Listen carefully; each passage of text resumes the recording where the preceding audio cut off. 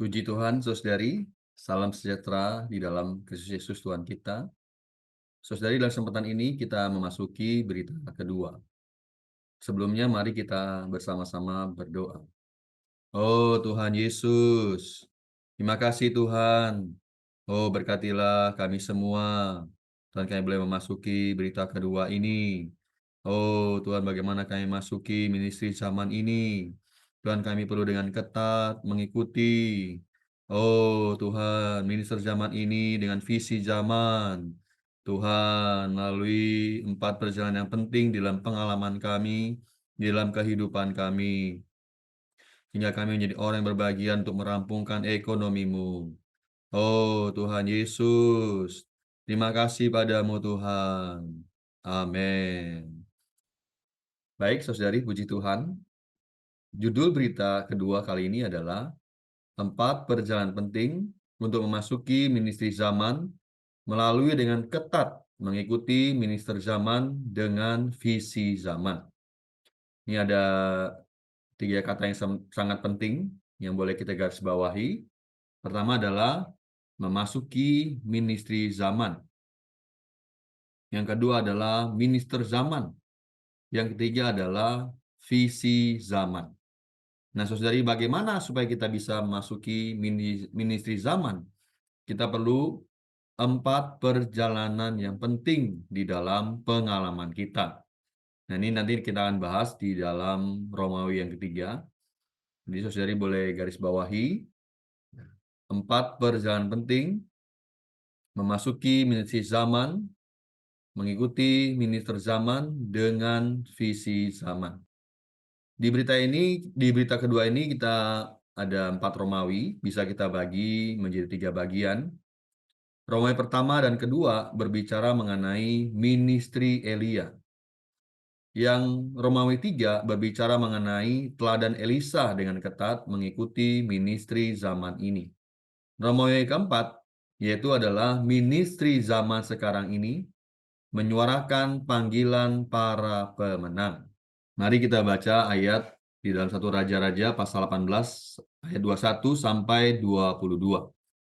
Lalu Elia mendekati seluruh rakyat itu dan berkata, "Berapa lama lagi kamu berlaku timpang dan bercabang hati? Kalau Tuhan itu Allah, ikutilah dia. Dan kalau Baal, ikutilah dia." Tetapi rakyat itu tidak menjawabnya sepatah kata pun. Lalu Elia berkata kepada rakyat itu, "Hanya aku seorang diri yang tinggal sebagai nabi Tuhan, padahal nabi-nabi Baal itu ada 450 orang banyaknya." Dari 2 ayat ini kita melihat bahwa kondisi pada zaman itu di mana umat Allah, bangsa Israel, menyembah kepada berhala, menyembah Baal. Mereka meninggalkan Allah. Mereka memiliki sesuatu yang lain. Namun, ya kita melihat bahwa Elia menjadi seorang yang berlawanan. Dia membersaksikan satu kesaksian yang berlawanan. Dia berdiri di pihak Tuhan. Berhala adalah sesuatu yang menggantikan diri Allah, menduduki hati kita. Nah, karena itu kita perlu menyingkirkannya, menjauhinya. Saudari, berdasarkan ayat ini, ya, lalu kita belajar bagaimana seperti Paulus di dalam Filipi pasal 3 ayat 8, malahan segala sesuatu ku anggap rugi karena pengenalan akan Kristus Yesus Tuhanku lebih mulia daripada semuanya. Karena dialah aku telah melepaskan semuanya itu dan menganggapnya sampah, supaya aku memperoleh Kristus.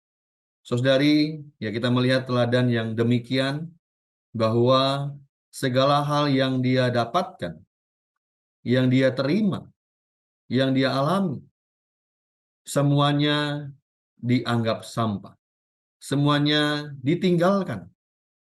Karena pengenalan akan Kristus Yesus Tuhanku lebih mulia daripada segalanya. Dan Paulus melepaskan semuanya itu supaya dia bisa memperoleh Kristus. Puji Tuhan. Mari kita doa bacakan Filipi pasal 3 ayat 8. Malahan segala sesuatu ku anggap rugi. Oh, segala sesuatu ku anggap rugi. karena pengenalan akan Kristus Yesus Tuhanku.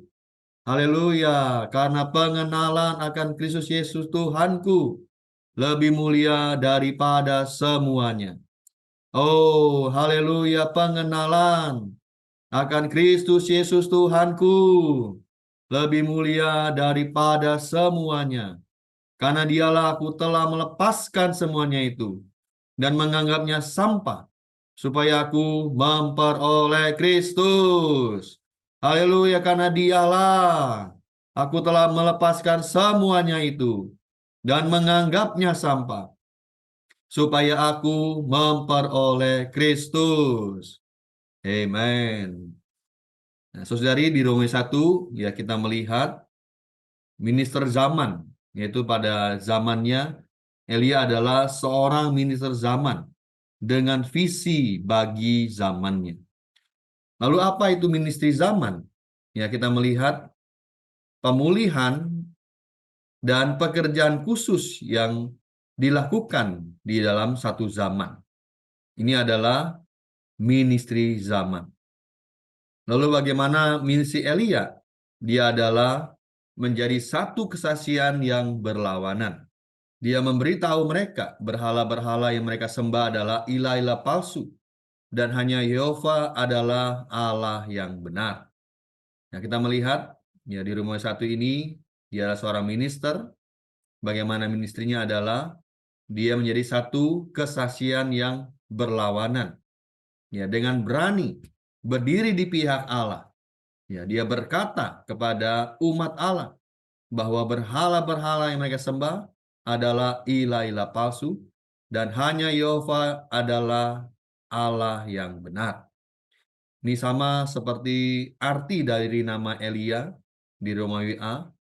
Dia artinya adalah Allahku adalah Yehova. Pada zaman itu, di zamannya berada di dalam zaman yang gelap, zaman yang gersang, di mana umat Allah menyembah kepada Baal, menyembah kepada berhala. Hati mereka dipalingkan dari Tuhan kepada Satan. Akhirnya mereka mengikuti Satan, menjadikan mereka budak dosa. Namun, ya saudari, kita melihat teladan Paulus, ya di Romawi C2, kita harus menganggap semuanya sampah. Apa yang menduduki kita, keinginan kita, saudari, kita perlu membuang semuanya itu, ya untuk apa? Mendapatkan Kristus. Ya. Nah, Filipi pasal 3:8, malahan segala sesuatu kuanggap rugi karena pengenalan akan Kristus Yesus Tuhanku lebih mulia daripada semuanya. Karena dialah aku telah melepaskan semuanya itu dan menganggapnya sampah supaya aku memperoleh Kristus. Ya, bahkan kita perlu juga memperhatikan apa yang dikatakan Yohanes di dalam 1 Yohanes pasal 5 ayat 21. Anak-anakku, waspadalah terhadap berhala. Artinya apa? Jadi kita perlu menjauhi segala berhala. Kita boleh garis bawahi di dalam 1 Yohanes di Romawi D pasal 5 ayat 21, anak-anakku waspadalah terhadap segala berhala. Sehingga kita tidak melawan, ya, tidak menggantikan Kristus seperti mereka yang memiliki roh antikristus. Mereka melawan, mereka menggantikan Kristus. Ketika kita menjauhi berhala, kita tidak melawan dan tidak menggantikan Kristus kepada hal-hal yang lain. Sehingga kita menjadi orang yang taat terhadap pengajaran pengurapan yang di dalam. Nah, saudari, membiarkan dia bekerja di dalam kita. Dan pengurapan ini tidak perlu diajar oleh orang lain, karena pengurapan ini mengajar kita dari dalam. Dan pengajaran ini adalah benar. Sehingga kita menjadi orang yang menyembah kepada Allah. Hari ini iblis bekerja terus-menerus. Untuk apa? Merampok. Saudari, supaya kita tidak menyembah kepada Allah. Menghalangi kita untuk menyembah kepada Allah.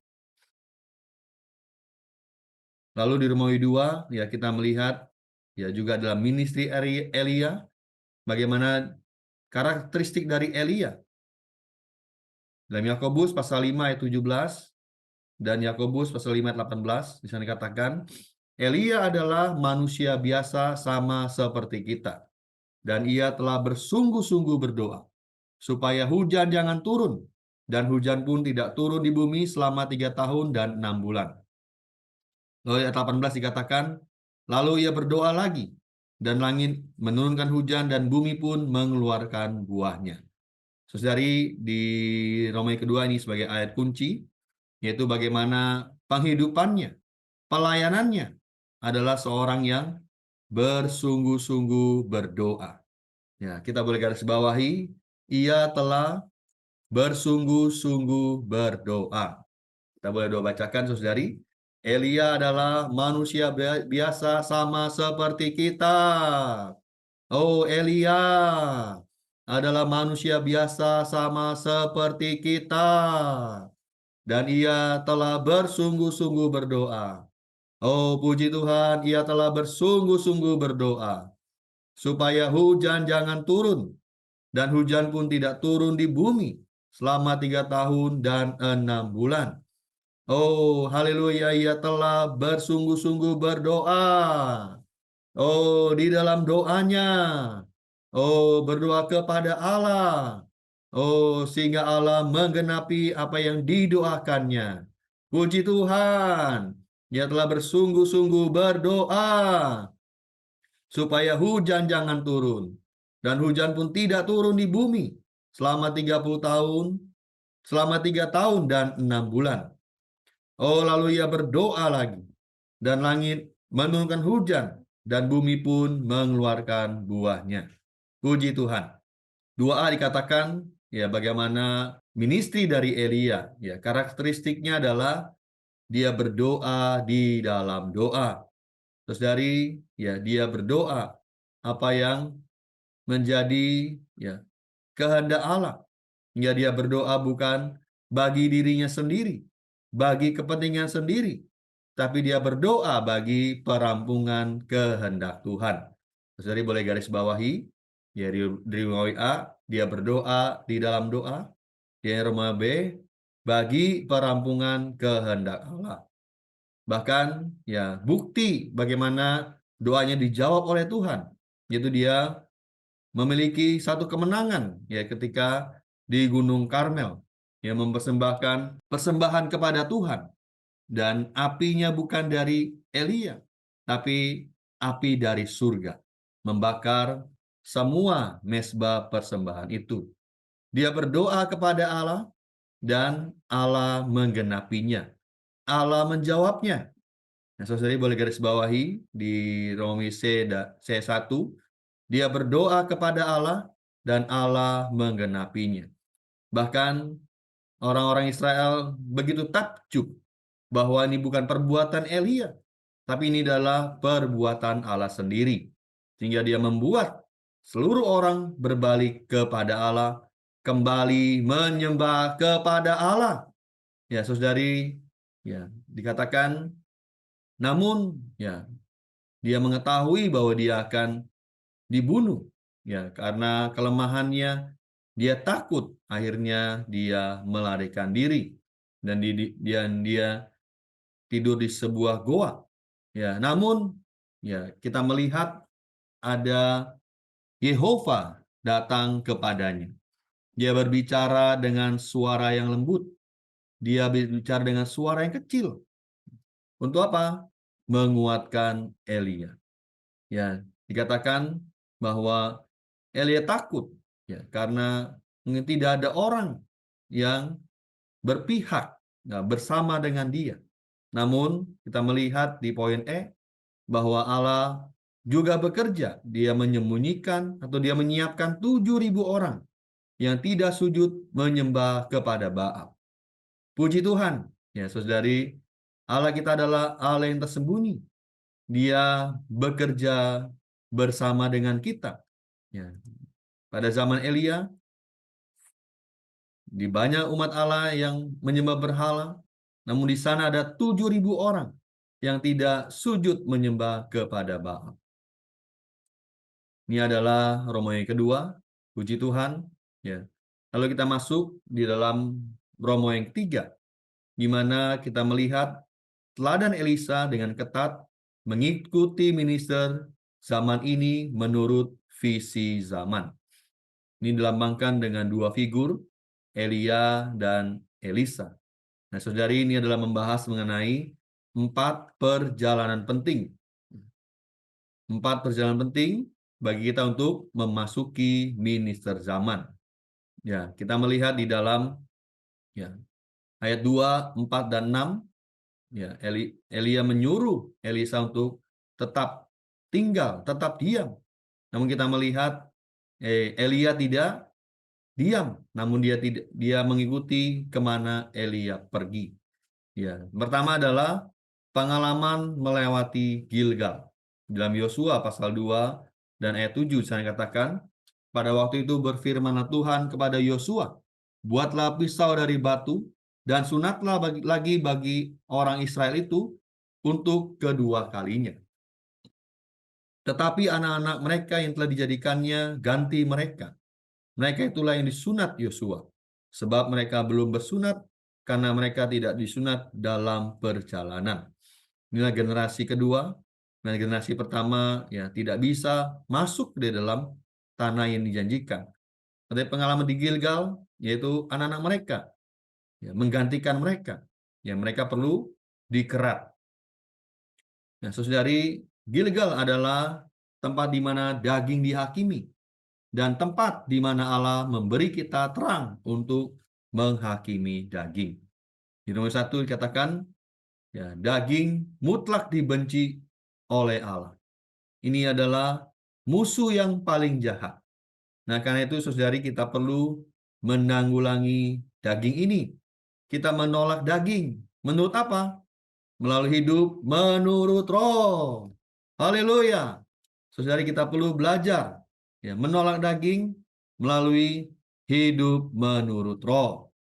Ini adalah pengalaman ya melewati Gilgal.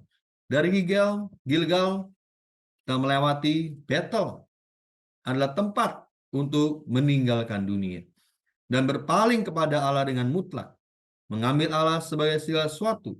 Bethel mengacu kepada kemenangan atas dunia. Ya, di mana Bethel adalah tempat di mana Abraham membangun mezbah.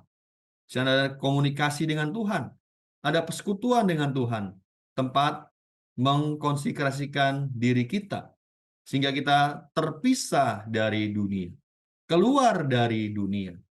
Saudari, mungkin secara posisi kita sudah keluar dari dunia, namun dalam batin kita, apakah dunia sudah keluar dari dalam kita? Oh, kita perlu apa? Membangun mezbah. Kita perlu mengkonsekrasikan diri kita sehingga benar-benar dunia, ya, saudari, bisa kita tinggalkan, bisa keluar dari dalam diri kita. Ini adalah syarat, kondisi, ya, kita bisa terangkat dan menerima kuasa. Saudari, ya, pengalaman demikian ya membuat kita perlu apa? Bekerja sama dengan Tuhan, ya, supaya kita bisa menang atas dunia. Ini adalah pengalaman melewati Bethel. Setelah dari Bethel, ya, melewati kota Yeriko. Ini kota yang pertama yang harus dimusnahkan, dikalahkan oleh umat Allah. Ini melambangkan ada kuasa Satan yang jahat yang ada di sana. Ya, kekuatan rohani yang jahat di udara adalah ya penguasa dunia kegelapan ini. Ya, bagaimana kita mengalahkan mereka? Kuasa kegelapan ini, kita perlu mengenakan seluruh perlengkapan senjata Allah. Haleluya. Saudari, melalui perlengkapan senjata Allah, kita bisa mengalahkan musuh. Ya, kita perlu pedang roh, ya, menusuk musuh, mengalahkan musuh. Ya, kita perlu berlatih percaya pada firman Allah. Nah, firman yang kuat, firman yang hidup, saudari, kita mengalahkan kuasa kegelapan. Kita juga berdiri pada kedudukan di surga. Bahkan kita meninggikan Kristus dan memberi dia tempat yang pertama dan yang utama. Ini adalah pengalaman kita melewati Yeriko. Lalu yang terakhir adalah kita melewati Sungai Yordan. Roma pasal 6 ayat 4 dikatakan, dengan demikian kita telah dikuburkan bersama-sama dengan dia oleh baptisan dalam kematian, supaya sama seperti Kristus telah dibangkitkan dari antara orang mati oleh kemuliaan Bapa. Demikian juga kita akan hidup dalam hidup yang baru. Ya, saudari, melewati Sungai Yordan adalah dikuburkan ya bersama-sama dengan dia oleh baptisan di dalam kematian. Ya, kita melewati kematian, ya saudari, kita dibawa ke dalam kebangkitan. Ya, melewati kematian masuk ke dalam kebangkitan. Ini drawing E1, ya E2, ya kita melalui kebangkitan mengalahkan maut. Melalui kebangkitan kita memperhidupkan kebaruan hayat. Ya, melalui kebangkitan kita memikul salib, menyangkal ego kita, menyangkal diri kita. Saudari, melepaskan hayat jiwa kita. Melalui kebangkitan kita dipersiapkan untuk keterangkatan. Saudari, akhirnya melalui kebangkitan kita bisa menyambut kedatangan Tuhan kembali. Saudari, inilah 4 perjalanan yang penting yang perlu kita lalui di dalam pengalaman kita. Dari Gilgal, Bethel, ke Yeriko, melewati Sungai Yordan. Semoga ini bisa menjadi pengalaman kita. Ya, saudari, kita menanggulangi daging, meninggalkan dunia, mengalahkan kuasa kegelapan, kita dibawa ke dalam kematian, masuk ke dalam kebangkitan. Di Roma terakhir, saudari, Roma 4 adalah ministry zaman sekarang ini. Kita perlu menyuarakan panggilan para pemenang. Ya, perlu pemenang-pemenang hari ini yang mengikuti ya ministry dengan ketat. Kita harus membuat satu ketetapan hati untuk menjadi para pemenang. Orang-orang yang divitalkan. Ya, saudari, bersama-sama dengan kaum saleh yang lain. Kita rindu menjadi pemenang-pemenangnya hari ini. Ya, saudari, puji Tuhan. Ya, semoga melalui berita kedua ini, ya kita sama-sama memasuki ya bahwa 4 perjalanan penting untuk memasuki ministry zaman ini. Melalui dengan ketat, ya kita mengikuti minister zaman ini dengan visi zaman. Puji Tuhan. Mari saudari, kita berdoa. Tuhan Yesus, terima kasih padamu Tuhan. Kami sungguh bersyukur padamu. Kami mau Tuhan berbagian untuk merampungkan ekonomimu yang perlu melewati Tuhan 4 perjalanan penting. Tuhan, dari Gilgal ke Bethel, ke kota Yeriko, sampai Sungai Yordan. Tuhan, kami mau menanggulangi daging kami, meninggalkan dunia, mengalahkan kuasa kegelapan, dan kami dibawa ke dalam kematian, masuk ke dalam kebangkitan. Sehingga kami boleh menjadi orang yang bersatu dengan Tuhan, menyuarakan para pemenang hari ini. Tuhan Yesus, kami mau divitalkan bersama dengan saudari yang lain. Kami mau menjadi pemenang-pemenang-Mu hari ini. Berkati latihan kami. Tuhan Yesus, terima kasih. Dalam nama-Mu kami sudah berdoa. Haleluya. Amin. Puji Tuhan, saudari. Tuhan memberkati.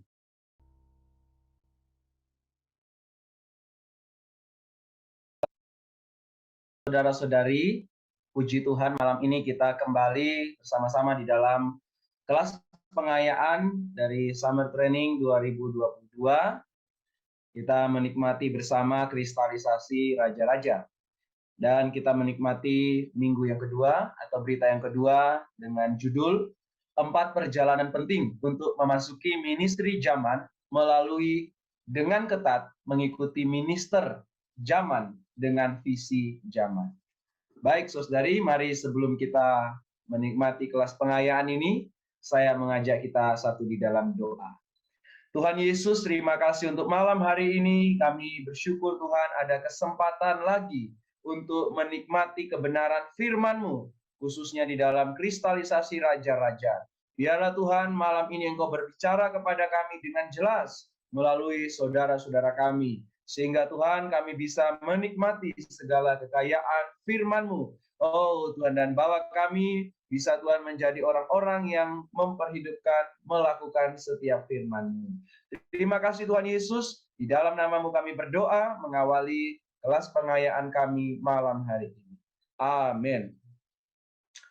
Puji Tuhan, saudari, sebelum kita bersama-sama menikmati kelas ini, kembali kita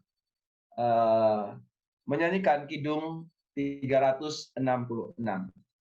Saya mengajak kita menyanyikan Kidung 366.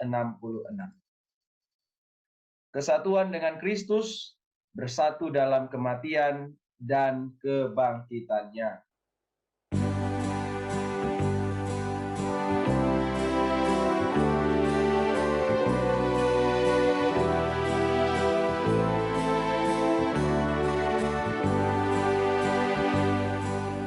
Kristus laksaan kami, lahir di Betlehem.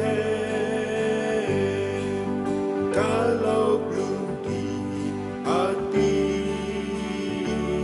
kurnia belum jadi. Salib di Golgota belum menyelamatkan. Salib di dalammu menolong kau tentu. Marilah salib Kristus masuk ke hatiku, lepas kekang diriku,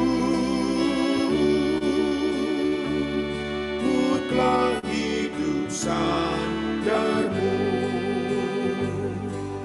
Apa yang kau kasihi,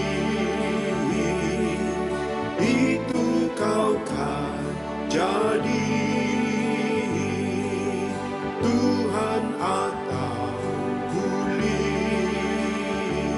salah satu pasti. Keluar Allah masuk,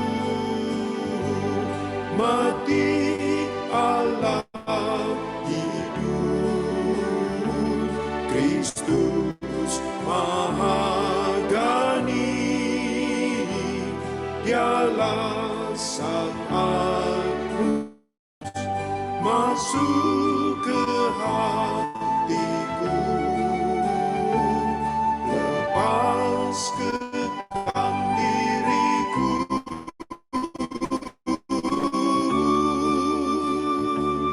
mutlak hidup sadarmu. Ingin dapat Allah, cinta paling dekat, ikut hikmat insan, buang langkah belakang. Kapan mengabaikan kepentingan diri, Allah Sang Mulia penuhi kau pasti. Marilah salib Kristus masuk ke hatiku, lepas kekang diriku, mutlak hidup sandarmu.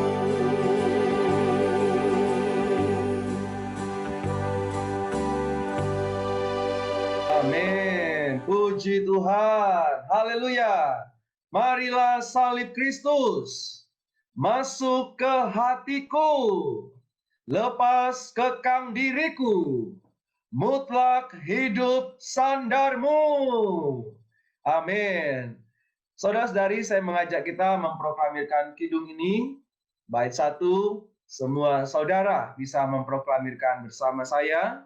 Nanti bait yang kedua saudari, dan bait yang ketiga kita proklamirkan bersama-sama. Bait 1 saudara. Kristus laksaan kali lahir di Betlehem, kalau belum di hati, kurnia belum jadi, salib di Golgota belum menyelamatkan, salib di dalammu menolong kau tentu. Bait 2 saudari. Apa yang kau kasihi, itu kau kan jadi. Tuhan atau duli, salah satu pasti. Keluar Allah masuk, mati Allah hidup. Kristus Maha Gani, Dialah Sang Al-Muhid. Bait 3 sama-sama. Ingin dapat Allah, cinta paling dekat. Ikut hikmat insan, buang langkah belaka. Kapan mengabaikan kepentingan diri, Allah Sang Mulia, penuhi kau pasti. Amin. Puji Tuhan. Saudari, kapan kita mengabaikan kepentingan diri sendiri, Allah Sang Mulia memenuhi kita. Puji Tuhan. Haleluya. Baik saudari, saya kembali mengajak kita menyanyikan kidung ini sekali lagi bersama-sama dengan segenap hati kita. Lagu ini bisa menerangi kita, bahkan menjamah kita. Mari kita nyanyikan bersama-sama.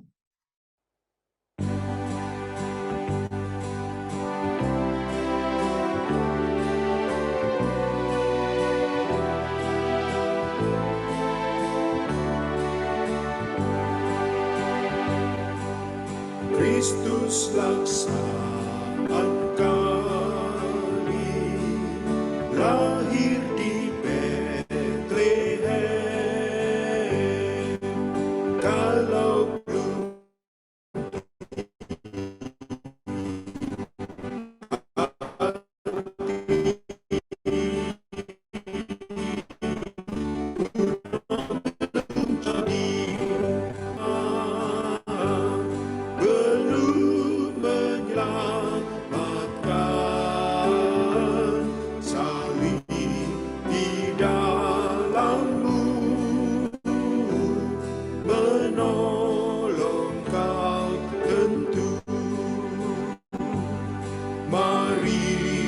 salib Kristus masuk ke hatiku, lepas kekang diriku, mutlak hidup sandarmu. Apa yang kau kasihi, itu kau kan jadi. Tuhan atau kulit, salah satu pasti. Keluar Allah masuk, mati Allah hidup. Kristus Maha Gani, Dialah Sang Al-Muhid.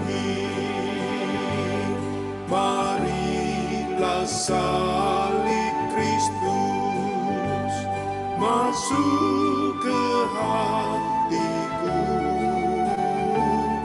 lepas kekang diriku, mutlak hidup sadarmu. Ingin dapat Allah, cinta paling dekat.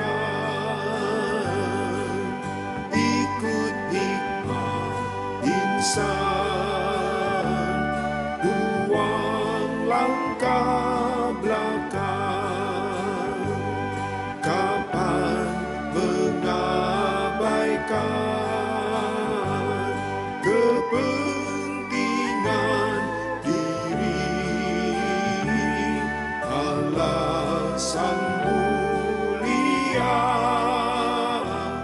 penuhi kau pasti. Marilah salib Kristus masuk ke hatiku, lepas kekang diriku, putra hidup sadarmu.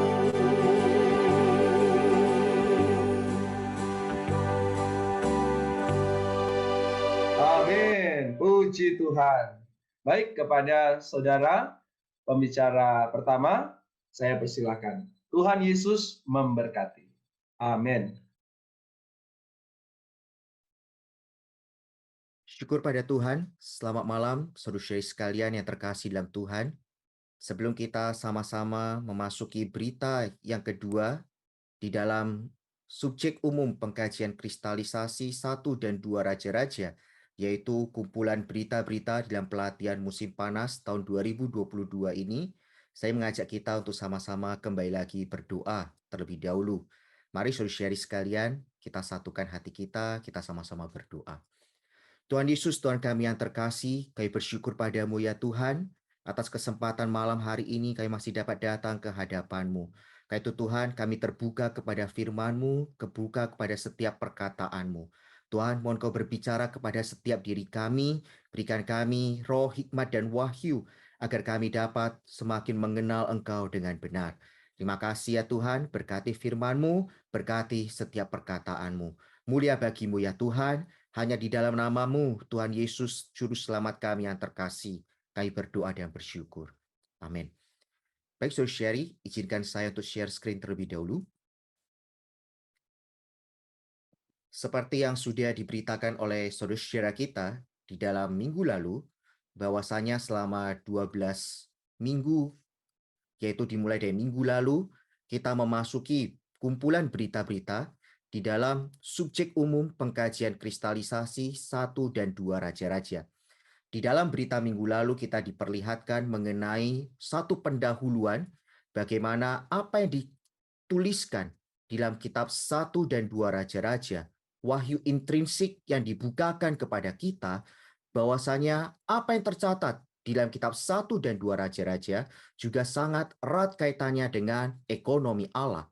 Sangat erat kaitannya dengan kehendak Allah, yaitu bagaimana kita hari ini, setiap orang beriman yang telah diselamatkan, yang telah ditebus oleh dirinya, kita hari ini telah dilahirkan kembali menjadi anak-anaknya. Kita hari ini dilahirkan di dalam keluarga, sebagai keluarga raja. Kita bertumbuh di dalam istana raja, yang tak lain adalah realitas daripada kerajaan hari ini. Di dalam hidup gereja, kita sama-sama berlatih agar kita dapat meraja bersama dengan Kristus. Dan di dalam berita kedua yang akan kita lihat di dalam minggu ini, dimulai dari hari ini kita sudah memasuki hari yang pertama di dalam firman kudus kebangunan pagi yang kita nikmati. Di dalam berita kedua, di sana judul daripada berita ini mengatakan 4 perjalanan penting untuk memasuki ministry zaman melalui dengan ketat mengikuti minister zaman dengan visi zaman. Di dalam judul berita kedua ini, di sana ada beberapa kata yang saya highlight. Yang pertama adalah perkara mengenai ministry zaman. Di dalam setiap zaman, Tuhan memiliki hal-hal yang khusus yang ingin Dia rampungkan, yang ingin Dia kerjakan melalui ministry di dalam zaman tersebut. Dan di dalam setiap zaman ada para minister zaman yang dengan visi zaman mereka melaksanakan, mengerjakan di dalam setiap apa yang mereka lakukan seturut dengan maksud hati Allah, sesuai dengan kehendak Allah bagi perampungan kehendaknya. Oleh sebab itu kalau kita melihat di dalam berita yang kedua ini, di sana untuk membawa kita dapat memasuki ministry zaman, kita perlu dengan ketat mengikuti minister zaman dengan visi zaman. Dan untuk hal ini ada 4 perjalanan penting yaitu empat tempat penting yang dimana kita akan melihat bersama-sama dalam berita kedua ini, yang membawa kita hari ini dapat menjadi orang-orang yang dengan ketat mengikuti ministry zaman, mengikuti minister zaman dengan visi zaman. Visi yang kita miliki hari ini di dalam zaman ini adalah visi yang lengkap, adalah visi yang merupakan totalitas dari apa yang kita lihat di dalam Alkitab, dimulai dari kitab Kejadian, bahkan yang akan dirampungkan sampai di dalam Yerusalem baru. Oleh sebab itu, di dalam berita pertama, kita melihat satu pendahuluan, sedangkan di dalam berita kedua, kita akan dibawa masuk melihat mengenai tokoh-tokoh. Yang pertama adalah dari para nabi, yang akan kita bahas dalam berita kedua ini, yaitu membicarakan mengenai Elia. Di bagian awal kita akan melihat mengenai Elia yang didapatkan oleh Allah, yaitu kita hari ini perlu sama seperti Elia yang berada di dalam pusat pergerakan ekonomi Allah hari ini. Sedangkan dalam berita minggu depan, kita akan melihat yaitu nabi yang kedua, yaitu Elisa, yang tak lain adalah lambang Kristus di dalam ministry kasih karunia-Nya dalam hayat dan sebagai seorang manusia milik Allah yang bersikap sebagai perwakilan Allah, sebagai Allah yang bertindak. So, Sherry, di dalam berita minggu lalu, saudara kita mengingatkan bagaimana kita dapat memasuki berita-berita dalam 12 berita dalam kristalisasi kitab 1 dan 2 Raja-Raja. Kita perlu membaca kitab 1 dan 2 Raja-Raja. Dan kita juga perlu memiliki waktu lagi untuk menggali lebih dalam dengan membaca pelajaran hayat dalam kitab 1 dan 2 Raja-Raja. Oleh sebab itu, di dalam berita kedua ini, ada dasar Alkitab dan referensi yang bisa kita pakai bersama agar kita dapat memasuki berita kedua ini dengan lebih kaya dan lebih limpah lagi, agar kita dapat menikmati segala kelimpahannya. Yang pertama, kita perlu melihat dalam ayat Alkitab, yaitu dalam kitab 1 Raja-Raja, pasal 18 dan pasal yang ke-19, dengan kitab 2 Raja-Raja, pasal yang kedua, ayat 1 sampai ayat yang ke-14.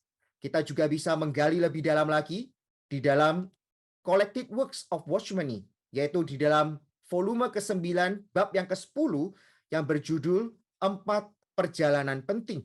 Dan kita juga bisa sama-sama membaca pelajaran hayat, kitab 1 dan 2 Raja-Raja.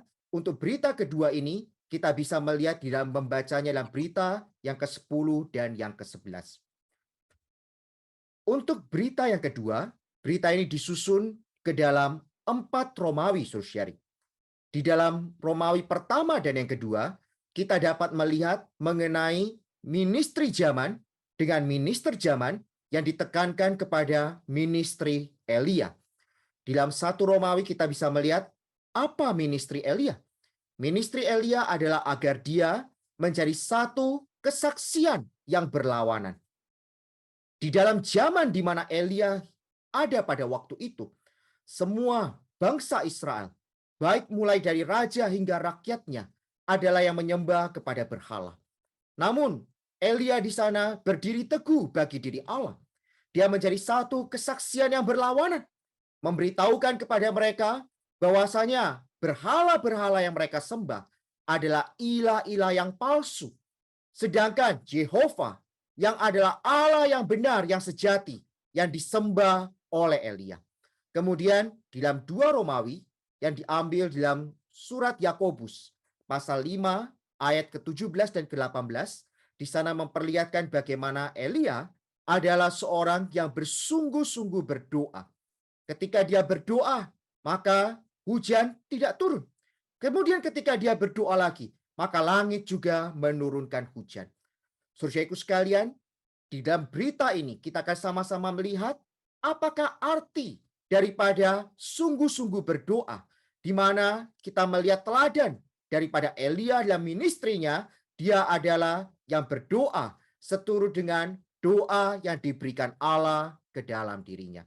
Kemudian di dalam 3 Romawi kita akan sama-sama melihat 4 perjalanan penting, yaitu 4 tempat penting bagaimana Elisa mengikuti Elia dengan ketat.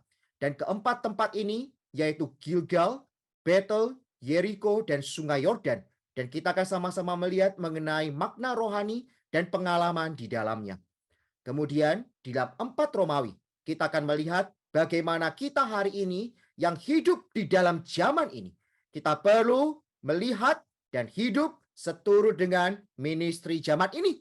Mengikuti para minister dengan visi yang lengkap, visi yang totalitas, dari Kejadian, dari visi mengenai Adam, hingga sampai kepada visi yang dirampungkan di dalam Yerusalem baru. Dan di dalam ministry zaman ini adalah ministry untuk menghasilkan para pemenang yang menyuarakan panggilan Tuhan agar mendapatkan para pemenang untuk merampungkan pekerjaan Allah hari ini, yaitu sebagai sasaran ultima Allah yang mendapatkan para pemenang bagi pembangunan tubuh Kristus, mempersiapkan mempelai perempuannya, mendatangkan kerajaannya, dan untuk merampungkan keperluan ultimanya hari ini. Dan bagi hal ini, kita perlu menjadi orang yang melihat dan perlu melihat perkara ini secara penting, sehingga kita dapat dibangkitkan menjadi pemenang-pemenang pada zaman ini adalah menjadi orang-orang yang divitalkan.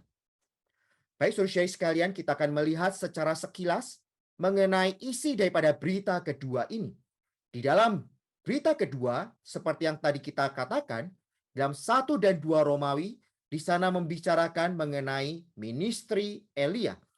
Kita melihat dalam 1 Romawi bagaimana Elia adalah seorang minister zaman. Dia adalah minister pada zamannya dengan visi bagi zamannya. Dan ministrinya adalah satu kesaksian yang berlawanan yang memberitahu bangsa Israel bahwasanya penyembahan kepada berhala adalah satu dosa yang menyakiti hati Allah. Dan dalam 1 Romawi kita akan melihat 5 poin penting.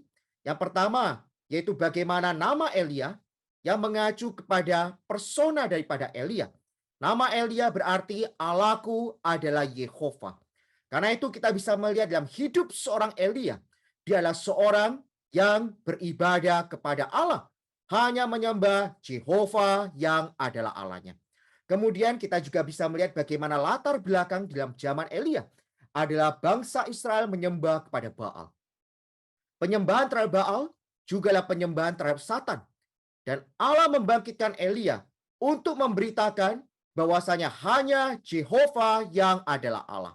Dan kita bisa melihat bagaimana satu teladan, bagaimana prinsip daripada Elia, yaitu kita perlu di dalam zaman ini pun kita perlu melihat perkara ini, yaitu tidak memperhatikan kehidupan kita, kepentingan kita sendiri, namun adalah bagi kesaksian Allah. Dalam poin 2 Romawi kita bisa melihat bagaimana perkara mengenai sungguh-sungguh berdoa. Yaitu di poin A dan B kita akan melihat penjelasan dari makna akan sungguh-sungguh berdoa. Kemudian kita melihat bagaimana Elia dia lebih unggul daripada 450 nabi Baal. Dan Allah berbicara kepada Elia dengan suara yang lembut dan tenang. Dan Allah menyediakan, menyisakan bagi dirinya 7.000 orang yang disisakan, dikuduskan, tidak pernah menyembah Baal, dan tidak pernah dengan mulut mereka mencium Baal. Namun orang-orang ini adalah disisihkan bagi kepentingan Allah. Kemudian kita melihat di poin 3 Romawi mengenai 4 perjalanan atau 4 tempat yang penting. Dan ketika kita melihat perkara ini, kita perlu mengikuti dengan ketat. Dan saudara kita nanti akan membahas lebih lanjut mengenai poin ketiga dan 4 Romawi ini yang membicarakan mengenai bagaimana pengalaman kita. Kita perlu menjadi orang yang mengikuti dengan ketat. Dalam ministry zaman ini, kita perlu menjadi orang yang bekerja sama dengan Allah, mendapatkan kita menjadi para pemenangnya yang divitalkan agar kita hidup bagi kepentingan Allah. Baiklah saudara sekalian, kita akan sama-sama melihat di poin 1 Romawi. Ada berapa kata penting yang perlu kita perhatikan bersama-sama, saudara. Yang pertama, Elia adalah seorang minister zaman dengan visi bagi zamannya. Di dalam setiap zaman, Allah ingin mendapatkan orang yang dapat bekerja sama dengan dirinya. untuk merampungkan kehendaknya. Dia memiliki pemulihannya sendiri, pekerjaan yang harus dia lakukan. Dan di dalam setiap zaman, ketika Allah mendapatkan orang-orang yang bisa bekerja sama dengan dirinya, mereka adalah para minister zaman yang melihat visi yang Allah perlihatkan mengenai kepentingan Allah di dalam zaman tersebut. Dan di dalam zaman ketika Elia hidup, kita bisa melihat ministry daripada Elia. Dia adalah satu kesaksian yang berlawanan. Dia berdiri bagi diri Allah untuk memberitakan kepada orang Israel bagaimana dalam latar belakang di dalam masa Elia hidup, orang Israel, rakyatnya, bahkan rajanya, mereka menyakiti hati Allah karena mereka menyembah kepada berhala yang adalah ilah-ilah palsu. Namun Elia adalah seorang yang berdiri bagi Allah, menjadi satu kesaksian yang berlawanan. Bagaimana pada waktu itu dalam zaman yang merosot, orang Israel menyembah kepada berhala. Namun Elia adalah menyembah kepada Jehovah yang adalah Allah yang benar. Dan hal ini bisa kita lihat, saudari, yang pertama di dalam nama daripada Elia. Tadi saya katakan nama adalah menyangkut kepada orangnya, personanya. Nama Elia berarti Allahku adalah Yehovah. Di sini menunjukkan bagaimana seorang Elia di dalam hidupnya, apa yang dia kerjakan, apa yang dia beritakan. Dia adalah seorang yang menunjukkan dia adalah orang yang menyembah kepada Allah. Dia adalah seorang yang melayani Allah.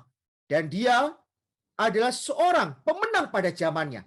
Di mana orang pada waktu itu, bangsa Israel menyembah kepada berhala. Namun dia adalah menyembah kepada Jehovah Allahnya.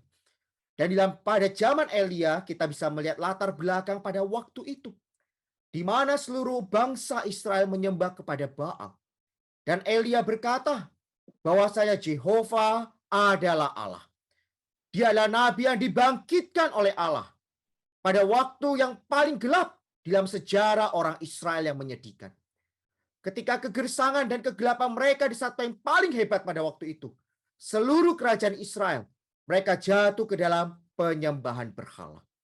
Kita melihat dalam berita sebelumnya, kita perlu diingatkan bagaimana kita hari ini perlu mempertahankan kedudukan kita dalam tanah permai untuk menikmati diri Allah, menyembah Allah yang hidup dan yang benar, menikmati Kristus yang al-muhid sebagai kelimpahan kekayaan yang perlu disalurkan ke dalam kita. Membicarakan perkara ini, saudari, mungkin sepertinya bagi kita khususnya yang ada di dalam pemulihan Tuhan, kita seringkali mendengar perkara ini.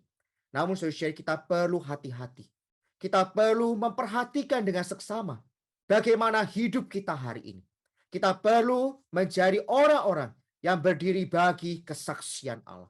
Kita perlu mempertahankan kedudukan kita, di mana dalam zaman ini, zaman yang kian gelap, kita juga perlu menjadi orang yang memperhatikan kepentingan Allah.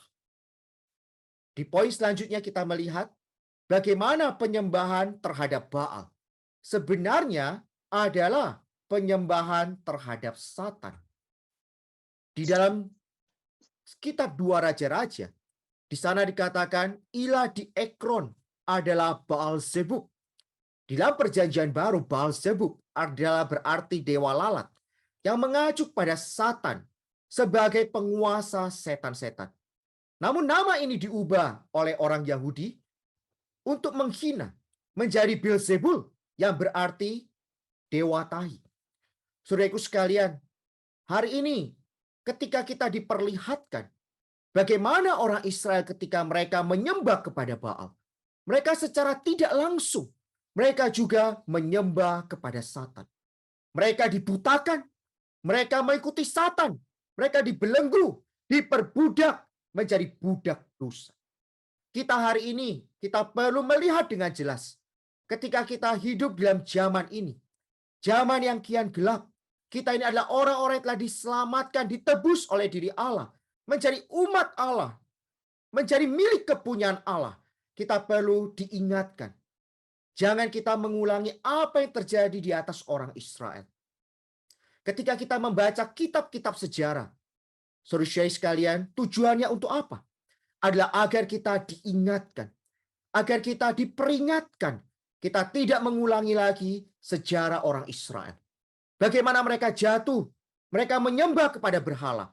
Kita perlu diselamatkan dari perkara ini. Karena penyembahan kepada berhala secara tidak langsung adalah menyembah kepada Satan.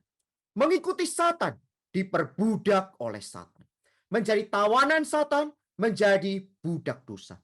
Oleh sebab itu, kita bisa melihat satu teladan yang positif. Apa yang bisa kita lihat di dalam surat Filipi pasal yang ketiga, di mana Paulus memberikan satu teladan yang baik. Kita perlu mengikuti teladan Rasul Paulus.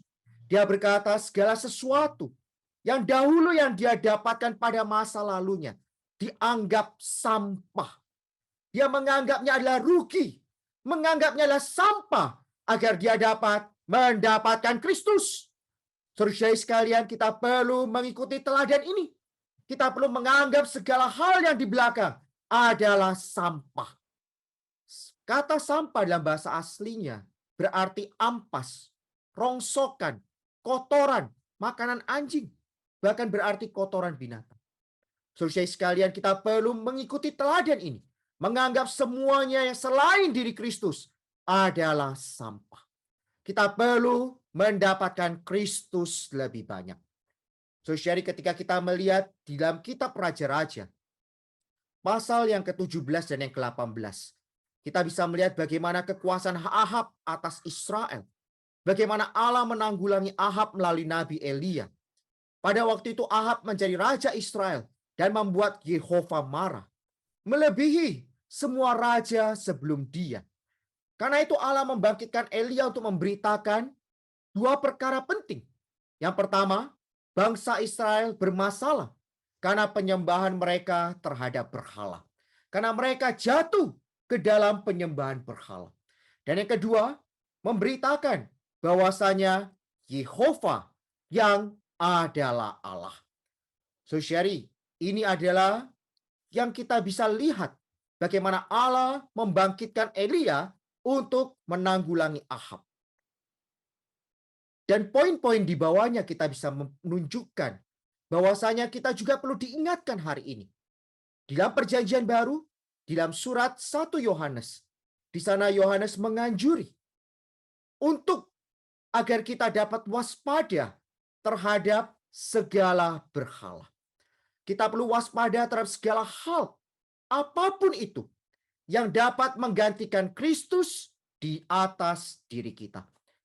Apapun itu, baik itu yang baik, sekalipun asalkan itu menggantikan Kristus di dalam kita. Saudari, itu adalah berhala. Dan kita perlu waspada terhadap segala berhala. Karena berhala adalah tiruan Kristus yang adalah Allah yang benar dan yang sejati. Menggantikan Kristus di atas diri manusia. Kita perlu melihat bahwasanya Yesus Kristus itu sendiri, dia adalah Allah yang sejati. Dia perlu mendapatkan tempat yang terutama di dalam diri kita. Dalam Yeskiel, di sana juga dikatakan bagaimana dituliskan, hai anak manusia, orang-orang ini menjunjung berhala-berhala mereka dalam hatinya. Saudari, perkara menanggulangi berhala-berhala bukan hanya mengacu kepada hal-hal yang di luaran, namun lebih-lebih adalah perkara yang di dalam. Adalah yang di dalam hati manusia. Apa yang dikasihi. Apa yang menggantikan diri Allah di dalam diri kita. Kita perlu menyingkirkan semuanya itu. Kidung yang kita nyanyikan tadi sangat baik. Kita perlu mengasihi diri Tuhan. Kita perlu membiarkan Kristus sebagai yang terutama di dalam diri kita. Apa yang kau kasih, itu kan jadi. Saudaraku sekalian, kita perlu mengasihi diri Kristus, hanya membiarkan dia sebagai Allah yang sejati. Dia yang terutama di dalam diri kita. Kemudian selanjutnya, kita bisa melihat perkataan mengenai kata antikristus. Di dalam makna kata antikristus, kata depannya memiliki arti, yaitu yang pertama adalah melawan. Dan yang kedua, berarti di tempat atau menggantikan. Jadi ketika membicarakan perkara mengenai antikristus, ini adalah membicarakan bahwasanya melawan Kristus, menggantikan tempat kedudukan Kristus di atas diri kita. Oleh sebab itu kita perlu diselamatkan agar kita tidak memiliki kehidupan yang ada di dalam prinsip antikristus. Apakah keadaan kehidupan yang di dalam prinsip antikristus, saudara? Adalah kehidupan yang menggantikan Kristus di dalam diri kita. Kita perlu membiarkan Kristus sebagai yang terutama dalam diri kita. Kristus artinya adalah sang terurap. Dialah sang terurap yang diurapi. Dan pengurapannya hari ini ada di dalam diri kita. Pengurapannya di dalam kita, mengajar kita, memimpin diri kita. Karena itu hari ini kita mau menjadi orang dengan ketat, mengikuti hidup dalam ministry zaman, mengikuti minister zaman dengan visi zaman. Kita perlu membiarkan Kristus di dalam kita, yang memimpin kita dengan pengurapannya yang hari demi hari bekerja di dalam diri kita. Menjenuhi kita dengan segala apa adanya diri Allah ke dalam kita. Saudara, ketika kita melihat di dalam masa hidup Elia, Roh Allah di sana menyertai dia. Namun kita ini kaum beriman dalam perjanjian baru. Kita memiliki Roh Allah di dalam diri kita. Kita memiliki Roh itu tinggal di dalam diri kita. Ialah mengurapi diri kita, mengajar kita, membawa segala kelimpahan Allah Tritunggal ke dalam diri kita semua. Karena itu saudara, kita perlu waspada hari ini. Sasaran Satan adalah untuk menerima penyembahan dari manusia. Satan berkedok bersembunyi di dalam segala berhala agar merebut, mengambil penyembahan manusia terhadap diri Allah. Saudara sekalian, kita perlu diingatkan akan perkara ini. Kita perlu membiarkan Kristus hari ini yang mendapatkan tempat terutama di dalam diri kita.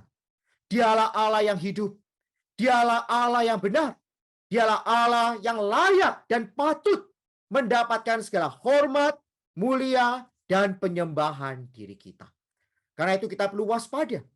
Jangan ada berhala apapun yang menggantikan kedudukan Tuhan di dalam kita. Kita bukan hanya membereskan berhala yang di luar, namun lebih-lebih berhala yang ada di dalam hati kita. Apa yang menggantikan Kristus di dalam kita? Jangan karena gadget kita. Jangan karena sosial media kita. Jangan karena hal-hal apapun itu yang menjadi pengganti Kristus. Hobi kita, kesenangan kita menggantikan Kristus di dalam diri kita. Saudara, kita perlu diingatkan apa yang menjadikan kita hari sebagai umat Allah memiliki satu kedudukan yang tepat, benar, posisi yang tepat hari ini. Kita perlu hanya menyembah Allah yang hidup dan yang benar. Kita perlu melihat teladan diri Tuhan ketika Satan mencobai dia. Pencobaan yang terakhir, yaitu bagaimana setan menunjukkan segala kemegahan dunia agar supaya melalui sogokan yang ditontonkan kepada Tuhan, Tuhan dapat menyembah Satan. Tapi saudara sekalian, ketika Tuhan hidup di bumi sebagai manusia, dia menang atas pencobaan iblis. Hari ini kita juga bisa menang, saudara. Kita bisa melihat penyembahan yang sejati hanya kepada diri Allah. Karena itu kita bisa melihat Elia mewakili prinsip tidak memperhatikan kehidupannya sendiri untuk memperhatikan kesaksian Allah. Baik di hadapan raja, di hadapan rakyat bangsa Israel, bahkan di hadapan 450 nabi Baal. Dia bisa bersaksi, dia adalah seorang yang berdiri bagi diri Allah. Saudara sekalian, ketika kita melihat di dalam kitab Wahyu, pasal 2 dan yang ketiga, kita melihat bagaimana kondisi gereja. Gereja merosot. Kondisi gereja menjadi gersang. Mayoritas kaum beriman menjadi suam-suam kuku. Saudari, Allah hari ini memiliki satu keperluan. Inilah ministry zaman ini. Yaitu Allah mau membangkitkan para pemenang. Menjadi kesaksian yang berlawanan. Menjadi antipas-antipas pada zaman ini. Yaitu melawan segala sesuatu yang bukan diri Kristus, yang bukan diri Allah, agar kita hanya hidup hanya bagi kehendak Allah, bagi kepentingan Allah, tidak memperhatikan kepentingan sendiri, kehidupan sendiri, tidak memperhatikan kesulitan apapun yang di depan. Mereka kita hari ini hanya hidup bagi diri Allah semata. Karena itu dalam Wahyu pasal 12 ayat 11, di sana dikatakan bagaimana para pemenang dapat mengalahkan segala dakwaan si Satan, dapat mengalahkan segala cobaan iblis, dapat mengalahkan segala dakwaan dari si jahat, yaitu melalui darah anak domba, perkataan kesaksian, dan tidak mengasihi hayat jiwa mereka. Saudara sekalian, kita perlu melihat teladan ini. Bagaimana kita perlu bangkit berdiri bagi kesaksian Allah. Tidak memperhatikan kehidupan kita, kepentingan kita, kesenangan kita. Tapi apa yang menjadi fokus kita hari ini adalah kehendak Allah dan kepentingan Allah. Baik, saudari, saya mengutip beberapa kutipan di dalam apa yang kita nikmati, yang akan kita nikmati selama seminggu ini. Yang pertama, kita perlu melihat bagaimana kita bisa melihat dan berkontak dengan ministry zaman ini. Di mana kita berada hari ini? Semua tak lain karena belas kasihan Allah. Bukan karena diri kita, bukan karena kelayakan kita atau kualifikasi kita, namun semua tak lain karena belas kasihan Allah. Namun, adalah hal yang sepenuhnya berbeda bagi seorang untuk berani meninggalkan ministry yang lampau. So, seperti yang saya katakan tadi, Allah kita adalah Allah yang terus bergerak maju. Dan dalam setiap zaman, Allah ada keperluannya. Allah ada kepentingannya. Dan untuk hal ini, Allah perlu mendapat para minister pada zaman itu. Bagi ministry pada zaman itu. Oleh sebab itu, hari ini, kita yang hidup pada zaman ini, kita perlu melihat visi yang kita lihat adalah visi yang lengkap. Visi yang merupakan totalitas. Mulai dari Adam hingga sampai Yerusalem baru. Dalam perjanjian lama kita bisa melihat bagaimana Allah mendapatkan Adam. Allah mendapatkan Habel, Enos, Allah mendapatkan Henok, Allah mendapatkan Nuh, mendapatkan Abraham, Ishak, dan Yakub. Bahkan sampai hari ini, kita dalam perjanjian baru, kita perlu hidup bagi ministry zaman ini. Ya adalah ministry totalitas yang adalah akumulatif, mulai dari perjanjian lama hingga terampung di dalam Yerusalem baru. Visi pada zaman ini menyangkut mengenai gereja dan juga yang dirampungkan di dalam Yerusalem baru. Oleh sebab itu, hari ini untuk berdiri sebagai satu kesaksian yang berlawanan pada masa kegersangan, seorang pemenang harus memiliki roh Elia, keberanian Elia, dan kesaksian Elia. Yaitu bagaimana Elia tidak memperhatikan kehidupannya, tidak memperhatikan kesulitan apapun yang dia hadapi di depan. Dia seorang hidup bagi kepentingan Allah. Dia berani berbicara baik di hadapan raja, rakyat bangsa Israel, maupun di hadapan Nabi Baal. Dia seorang yang hidup bagi kepentingan Allah dan bagi kehendak Allah. Baik, saudara, dalam 2 Romawi kita bisa melihat perkara mengenai sungguh-sungguh berdoa. Elia memberikan satu contoh di dalam ministrinya, apa yang dia kerjakan di dalam pelayanannya. Dia seorang yang berdoa kepada Allah. Dia adalah sungguh-sungguh berdoa. Dan makna daripada sungguh-sungguh berdoa, kita bisa melihat maknanya adalah berdoa di dalam doa. Karena itu, sungguh-sungguh berdoa adalah kita melihat doa ini bukan berasal dari dirinya sendiri. Tapi doa ini adalah menggemakan kembali apa yang menjadi kepentingan Allah. Apa yang menjadi kehendak Allah. Dan Elia adalah seorang yang berdoa demikian.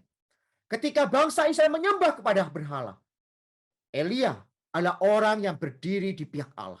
Menunjukkan hanya Yehova Allah yang benar. Dia hanya berdoa kepada Allah yang hidup dan yang benar. Karena itu dalam doa ini, saudara, dia doa yang menggemakan kembali apa yang menjadi kehendak Allah.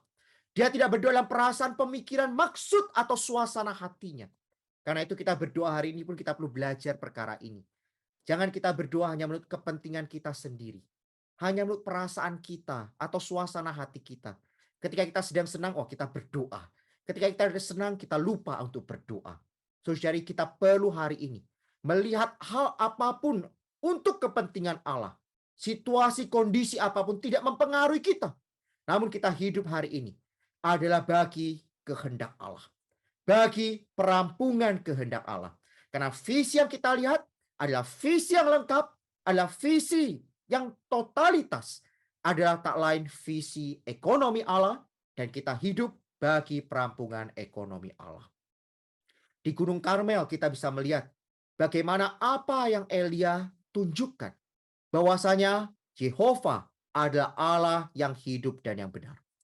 Ketika kita baca dalam 1 Raja-Raja pasal 18, pada waktu itu di sana Elia berkata kepada Ahab, supaya apa? Agar pada waktu itu, di mana 450 Nabi Baal, mereka juga mengolah persembahannya, dan mereka berdoa meminta kepada ilahnya, agar menurunkan api untuk membakar habis persembahan tersebut dan menurunkan hujan. Namun ketika kita baca dalam kitab Raja-Raja, di sana ketika mereka dengan sekuatnya, bahkan sampai menyiksa mereka, diri mereka, bahkan sampai kesurupan pun. Namun tidak ada tanda apapun yang terjadi. Namun ketika Elia di sana, ketika dia mendirikan mezbah, diambil dari 12 batu. Bahkan kemudian kita melihat ketika dia mendirikan mezbah, bahkan meletakkan korban persembahan. Bahkan di sana menuangkan air. Saudaraku sekalian, ketika dia berdoa, di sana kita melihat Tuhan menurunkan api. Untuk apa? Menyambar habis korban bakaran. Kayu api, batu dan tanah itu. Bahkan air yang dalam parit itu habis dijilatnya. Saudaraku sekalian, kita bisa melihat Allah adalah Allah yang hidup dan yang benar. Allah yang disembah oleh Elia adalah Tuhan yang benar. Adalah Allah yang hidup. Karena itu ketika orang Israel, seluruh rakyat melihat hal ini, mereka di sana sujud menyembah kepada Allah. Mereka berkata, Tuhan dialah Allah, Tuhan dialah Allah. Sehingga ketika itu kita melihat selanjutnya, di mana ke-450 Nabi Baal itu akhirnya dibunuh. Ketika Isabel mendengar hal ini, dia mengancam untuk membunuh Elia. Namun kita melihat karena ketakutan, kelemahan daripada Elia, dia melarikan diri. Dia menyembunyikan diri untuk menyelamatkan dirinya. Dia pergi selama 40 hari, 40 malam ke Horeb Gunung Allah. Dan dia pergi ke dalam satu gua dan bermalam di sana. Ketika Elia di Gunung Allah, di sana Yehova lewat. Dia tidak ada dalam angin, gempa atau api. Ketika Allah berbicara kepada Elia, Allah berbicara dengan suara yang lembut dan tenang. Perkara ini menunjukkan bahwa Allah mengantar Elia ke dalam zaman perjanjian baru. Ketika Allah berbicara kepada Elia, apa yang sedang kau kerjakan di sini? Di sana Elia mengira Allah akan berbicara di dalam guru, di dalam guntur, di dalam angin gempa. Namun Allah tidak berbicara di dalam situasi yang demikian. Di dalam perjanjian baru, Allah berbicara kepada umatnya dengan lembut. Dia berbicara dengan perasaan yang lembut, dengan perasaan yang tenang. Dan perasaan ini, suara yang kecil ini, adalah pekerjaan Allah yang paling berharga di dalam kita hari ini. Allah kemudian berkata kepada Elia, ketika Elia merasa dirinya sendirian, dia mengatakan, aku akan meninggalkan 7.000 orang di Israel, yakni semua orang yang tidak sujud menyembah Baal dan yang mulutnya tidak mencium dia. Para pemenang yang setia ini adalah umatnya yang tersembunyi. Dan Allah kita adalah Allah yang menyembunyikan diri. Saudari, kita bisa melihat kutipan di dalam apa yang akan kita nikmati dalam seminggu ini. Di sana dikatakan pekerjaan Allah yang paling sejati adalah yang dia lakukan secara tersembunyi di dalam diri kita. Hanya suara yang kecil, perasaan yang kecil, atau pemikiran yang kecil. Perasaan itu sedemikian lembut, bahkan sampai seringkali kita merasakan sepertinya tidak ada. Namun kita melihat ini adalah pekerjaan Allah di dalam diri kita, yang memimpin kita. Dan pimpinan Allah yang sedemikian, pekerjaan ini ada yang paling berharga dan yang paling sejati. Saudara, kita perlu memiliki satu pengalaman yang demikian, agar kita hari ini bisa menjadi orang-orang yang didapatkan oleh diri Allah. Bagi kepentingan Allah, kita perlu menjadi Elia-Elia pada zaman ini. Menjadi orang yang berdiri teguh bagi kesaksian Allah. Tidak memperhatikan kepentingannya sendiri, kehidupannya sendiri. Mereka menjadi orang yang berdiri bagi kepentingan Allah. Kiranya kita menjadi pemenang-pemenang pada zaman ini, yang berdiri untuk keperluan Allah pada zaman ini. Tuhan Yesus berkati kita semua. Sebelum dilanjutkan oleh pembicara yang kedua, saya mengajak kita untuk sama-sama sekali lagi menyanyikan kidung yang telah kita nyanyikan bersama tadi. Saya persilakan kepada Saudara Wayan untuk membawa kita di dalam kidung ini dan kita nyanyikan bersama. Tuhan Yesus memberkati kita semua. Amin. Amin. Puji Tuhan, saudari atas firman-Nya yang telah disajikan, dipaparkan oleh saudara kita, pembicara yang pertama tadi. Mari sebelum kita melanjutkan ke pembicara yang kedua, kita kembali menyanyikan kidung yang tadi, kidung 366, kita nyanyikan bersama-sama. Amin.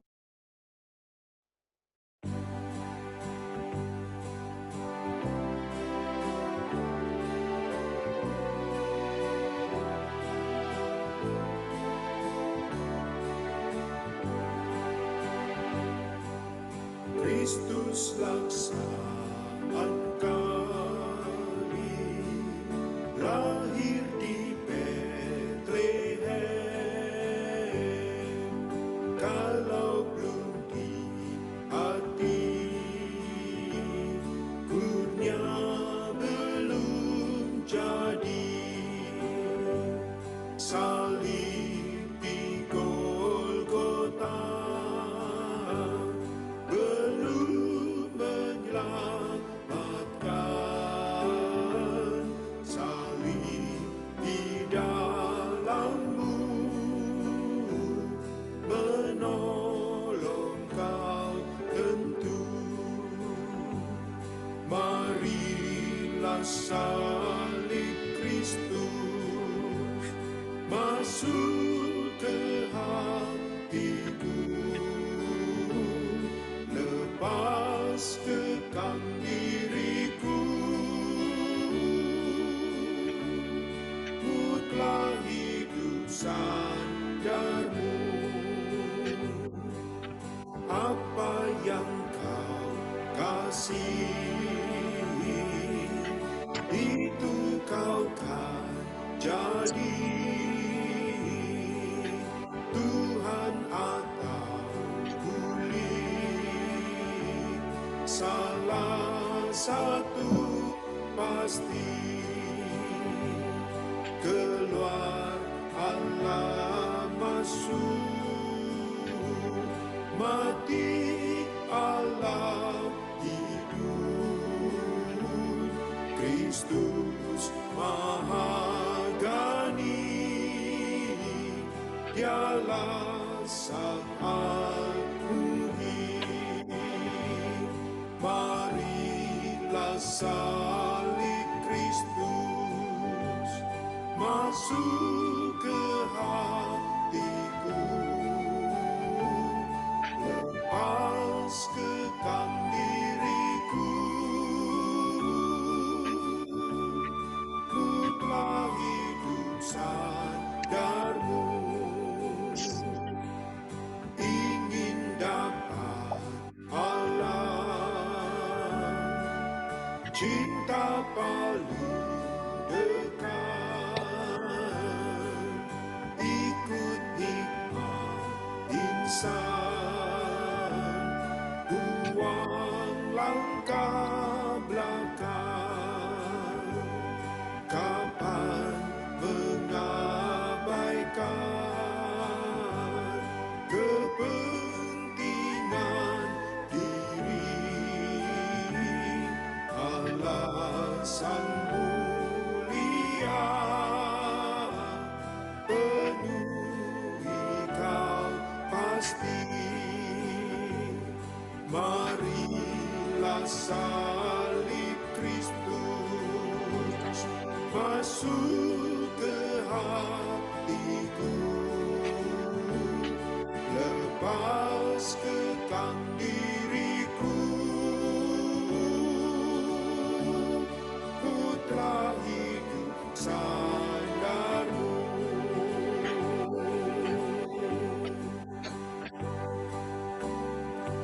Amin. Puji Tuhan. Baik, kepada pembicara yang kedua, saya persilakan.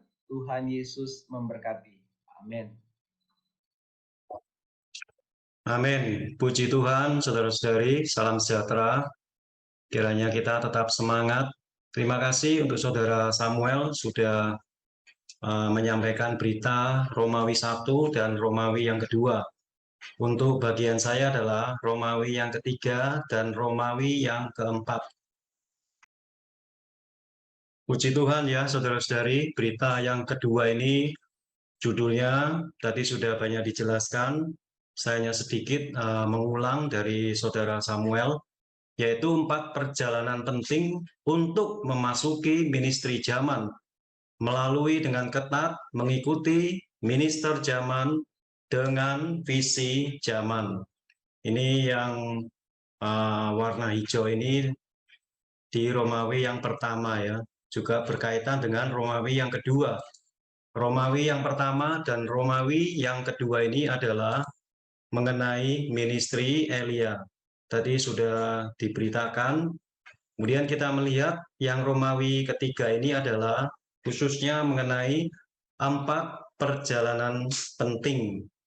Ya, kita lihat di dalam Romawi yang ketiga ini, saudara-saudari, ini adalah fokusnya supaya kita bisa ada satu pengalaman di dalam 4 perjalanan penting ini. Inilah satu proses pengalaman kita supaya bisa memasuki Romawi yang keempat, yaitu ministry zaman sekarang ini. Yaitu ini adalah satu beban kita, para minister hari ini. Sebelum kita memasuki ini, mungkin saudara-saudari mungkin ada yang bertanya-tanya, apa itu ministry, apa itu minister, ya, apa itu visi, ditambah dengan zaman, ya. Tadi sudah dijelaskan, tapi biarlah sekali lagi saya jelaskan bahwa ministry itu adalah sesuatu yang kita layankan. Di dalam perjanjian baru, ministry itu mengacu kepada Kristus itu sendiri. Mengacu kepada ekonomi perjanjian baru Allah, Kristus itu sendiri. Dan ministry ini adalah unik, hanya satu, yaitu Kristus itu sendiri. Kristus inilah yang kita layankan, yang kita salurkan di zaman ekonomi perjanjian baru Allah. Minister ini adalah yaitu orang-orang yang melayaninya, termasuk kita hari ini, saudara-saudari. Kemudian visi, ya, visi itu adalah seperti yang Paulus katakan ya di dalam Kisah Para Rasul 2:19, terhadap visi yang di surga tidak pernah aku tidak taat.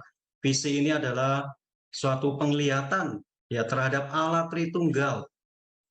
Ya, Paulus mengalami satu Allah Tritunggal yang telah digarapkan ke dalam dirinya ini, sehingga Paulus melihat satu visi ekonomi Allah.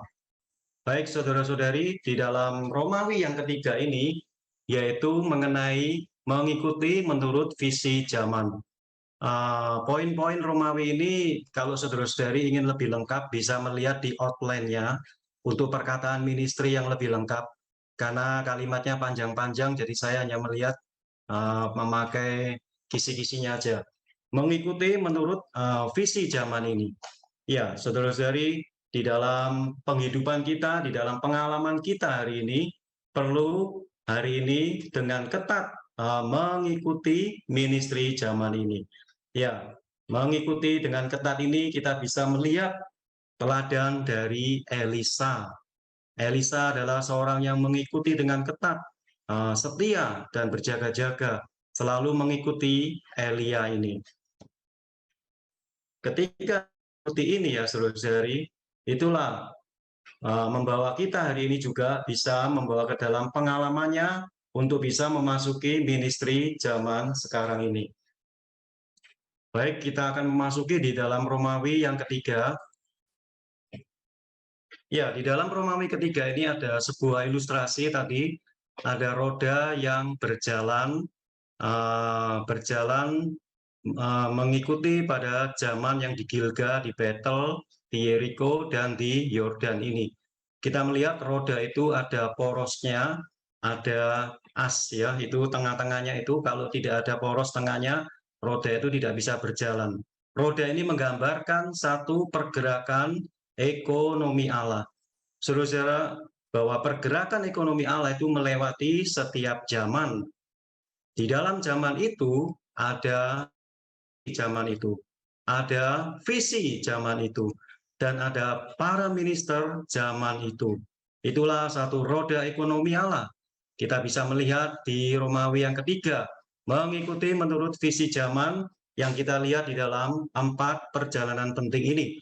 Tadi saudara kita sudah menjelaskan, saya tekankan sekali lagi bahwa di dalam perjanjian lama sampai perjanjian baru, hari ini kita bisa mewarisi setiap ministry, setiap visi zaman para minister itu.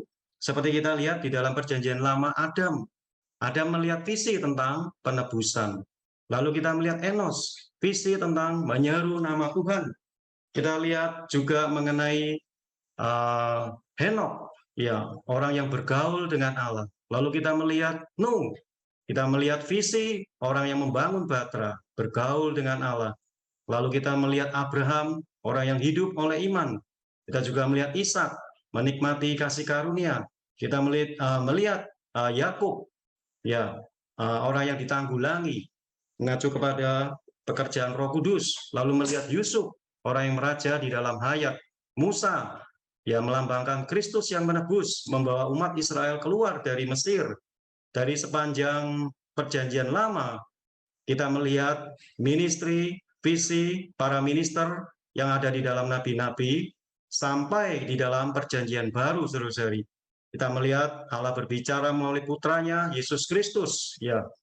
Kemudian kita melihat Yesus yang sudah mati dan bangkit, melalui 12 murid para rasul, Allah bergerak di situ. Pada puncaknya kita melihat, yaitu Rasul Paulus, melihat satu visi tentang ekonomi Allah, yaitu Kristus dan gereja. Berita yang pertama kemarin kita mendengar satu perkataan dari Bapak Gereja, bahwa perjanjian baru itu tersembunyi di dalam perjanjian lama. Perjanjian lama disingkapkan di dalam perjanjian baru. Ya, puji Tuhan bahwa perjanjian baru inilah kita melihat ada satu kunci. Kuncinya di dalam Alkitab, yaitu adalah ekonomi Allah. Bisa membuka setiap kitab. Ekonomi Allah ini adalah Kristus itu sendiri sebagai sentralitas dan universalitas. Yang tadi digambarkan, diilustrasikan seperti roda yang bergerak. Dia adalah intinya. Hari ini kita ada di dalamnya. Puji Tuhan. Baik, saudara-saudara, kita akan memasuki mengenai pengalaman, 4 perjalanan pengalaman, yaitu di Gilgal.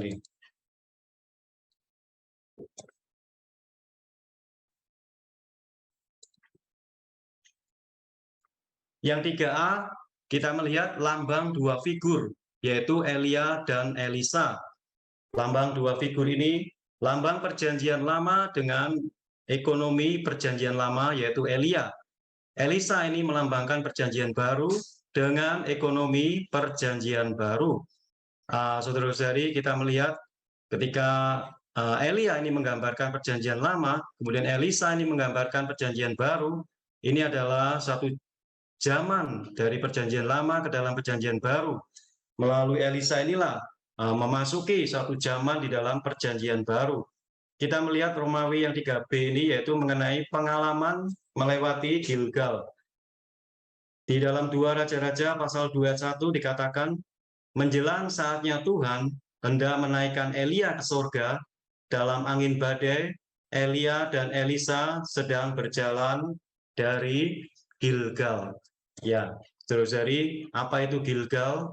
Mari. Gilgal adalah tempat di mana umat Allah disunat untuk menanggulangi daging mereka. Ini adalah tempat di mana daging dihakimi dan tempat di mana Allah memberi kita terang untuk menghakimi daging ini. Ini kalau bahasa Ibrani-nya menggulung, ya, artinya bergulung gitu. Di Yosua pasal 5 ayat 2 sampai 9. Tapi ayat sebelumnya itu menyinggung mengenai bahwa umat Israel pada generasi yang pertama itu sudah disunat. Tetapi pada generasi yang kedua yang lahir di padang gurun itu belum disunat.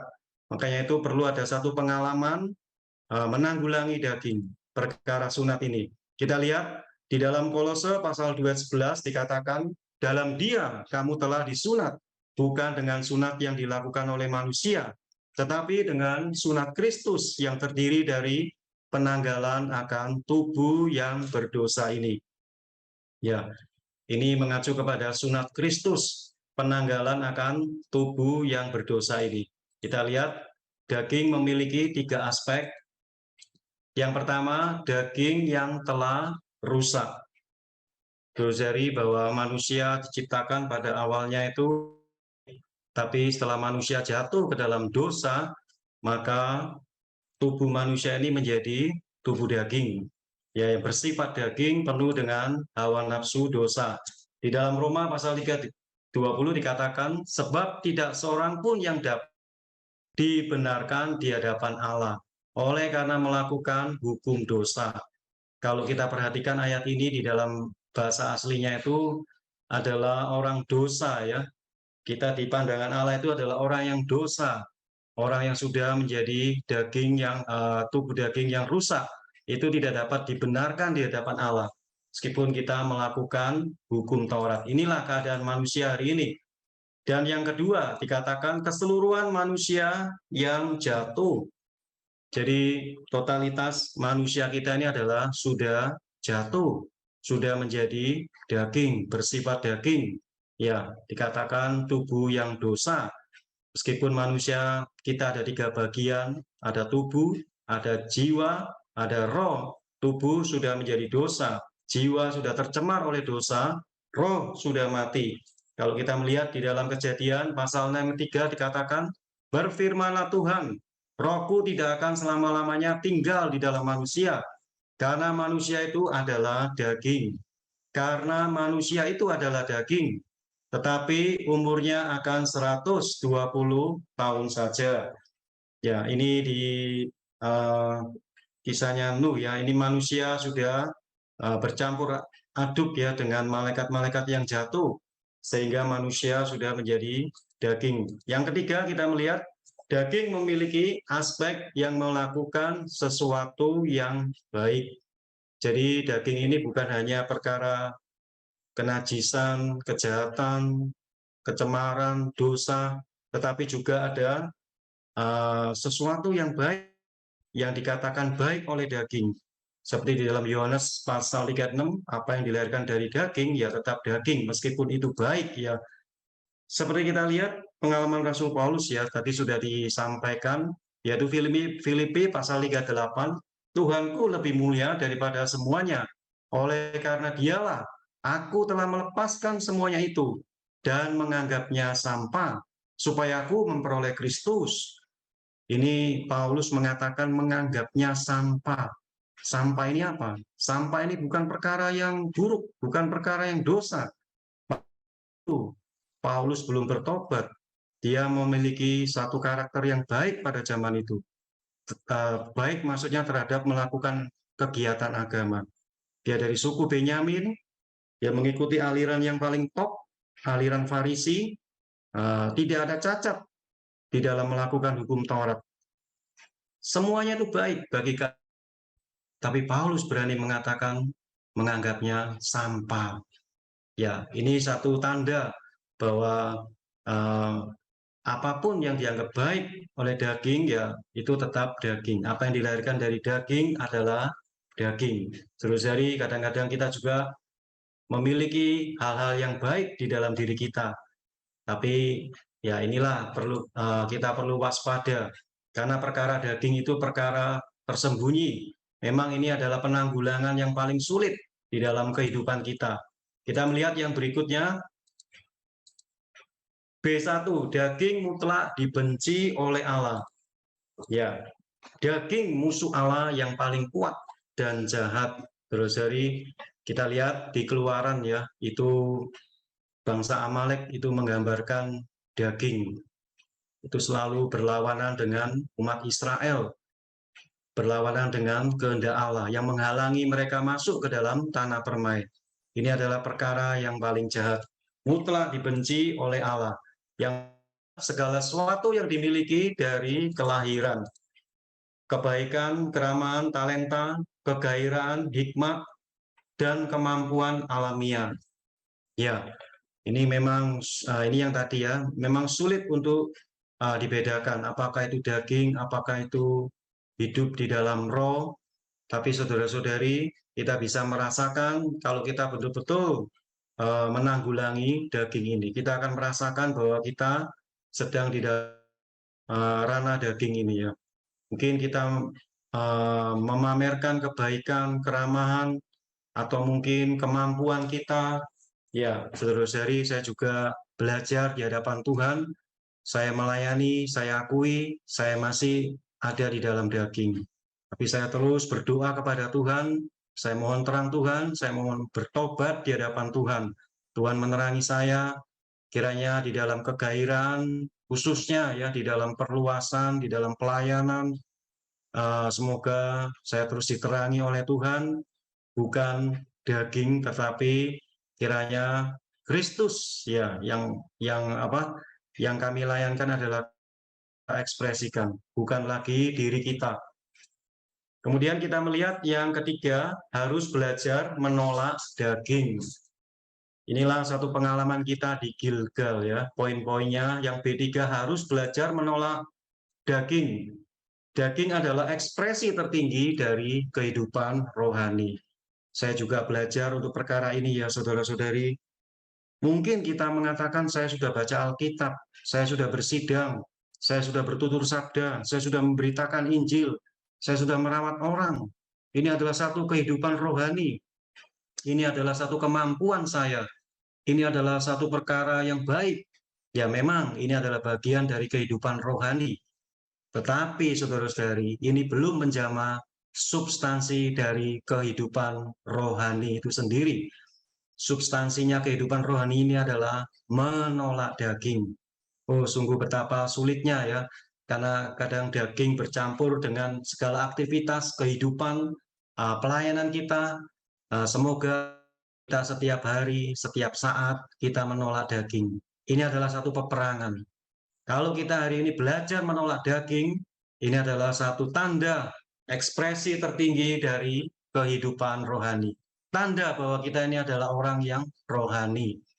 Baik, saudara-saudari, kita melihat berikutnya, yaitu pengalaman yang melewati battle. Kita akan melihat apa itu battle. Ya, 3C, pengalaman melewati battle, mengacu kepada meninggalkan dunia dan menang atas dunia. Ya, battle ya. Kalau kita lihat battle itu juga artinya adalah rumah Allah ya, saudara-saudari. Satu di mana kita ada satu kehidupan gereja. Dan sebenarnya battle itu juga merupakan satu di mana Abraham membangun, mendirikan mezbah itu sendiri ya. Kalau kita lihat di dalam 2 Raja-Raja pasal 22, di sini dikatakan ya, berkatalah Elia kepada, baiklah tinggal di sini, sebab Tuhan menyuruh aku ke Betel. Tetapi Elisa menjawab, demi Tuhan yang hidup dan demi hidupmu sendiri, sesungguhnya aku tidak akan meninggal. Lalu pergilah mereka ke Betel. Inilah zaman berubah dari Gilgal ke Betel. Dan Elisa punya satu teladan, punya satu sikap yang baik, yaitu dengan ketat mengikuti Elia. Dia mengatakan, ya, sesungguhnya aku tidak akan meninggalkan engkau. Saudara-saudari, setiap zaman ada ministry, ada visi, ada satu pengalaman para minister, kita harus mengikutinya. Ya, kita harus mengikutinya, kita tidak boleh meninggalkannya. Disinilah kita akan diberkati. Baik, kita akan melihat mengenai battle ya. Battle adalah mengacu kemenangan atas dunia. Di sini dikatakan di dalam Kejadian pasal 12 ayat 8. Kemudian ia pindah dari situ ke pegunungan di sebelah timur Betel. Ia memasang kemahnya dengan Betel barat dan Ai di sebelah timur. Lalu ia mendirikan di situ mezbah bagi Tuhan dan memanggil nama Tuhan. Di sebelah timur yaitu ada Ai. Ya. Betel ini juga mengacu kepada rumah Allah, penghidupan gereja. Ai ini mengacu kepada reruntuhan, kehancuran. Artinya di luar penghidupan gereja adalah reruntuhan. Itulah dunia hari ini. Ya, kalau kita melihat Betel itu membangun mezbah, tempat mengkonsekrasikan diri, di mana kita membangun mezbah, yaitu kita bersekutu dengan Tuhan, berkomunikasi dengan Tuhan, mempersembahkan diri kita kepada Tuhan. Ya, terus dari kalau kita melihat bahwa Abraham ini mengalami satu kegagalan, ujian, cobaan. Di tanah Kanaan itu selalu ada kelaparan. Kemudian Abraham ke Mesir, ya, ke selatan, tapi belum sampai ke Mesir, ke selatan, separuh meninggalkan Betel, separuh menuju ke Mesir. Ini setengah-setengah, ya. Sikap kita, pengalaman kita harus bagaimana? Saudara-saudari, kita perlu kembali keluar dari Mesir, karena gereja adalah eklesia. Gereja itu adalah orang yang terpanggil keluar dari dunia. Mesir melambangkan dunia, kembali ke Betel. Mesir dengan Betel ini selalu bertolak belakang. Di Mesir tidak ada mezbah, tidak ada persekutuan, tidak ada konsekrasi. Ketika kita ada di dunia, kehidupan di Betel ini pasti tidak ada. Hanya di Betel lah kita bisa mendirikan mezbah dan kemudian berseru kepada nama Tuhan. Ini yang dilakukan oleh Abraham. Kita melihat yang kedua, kondisi syarat terangkat dan menerima kuasa, membayar harga, meninggalkan dunia. Belajar bersekutu dengan Allah di atas mezbah, konsekrasi total. Saudara-saudari, kalau kita mau mendapatkan berkat ganda Roh Kudus, salah satunya terangkat seperti Elia, kita harus membayar harga, meninggalkan dunia. Memang kita ada di dunia, memang kita beraktivitas bekerja di dunia, tetapi hati kita harus tetap bersekutu dengan Tuhan. Orang-orang yang mempersembahkan diri, orang-orang yang menyerahkan diri dikuduskan oleh Allah.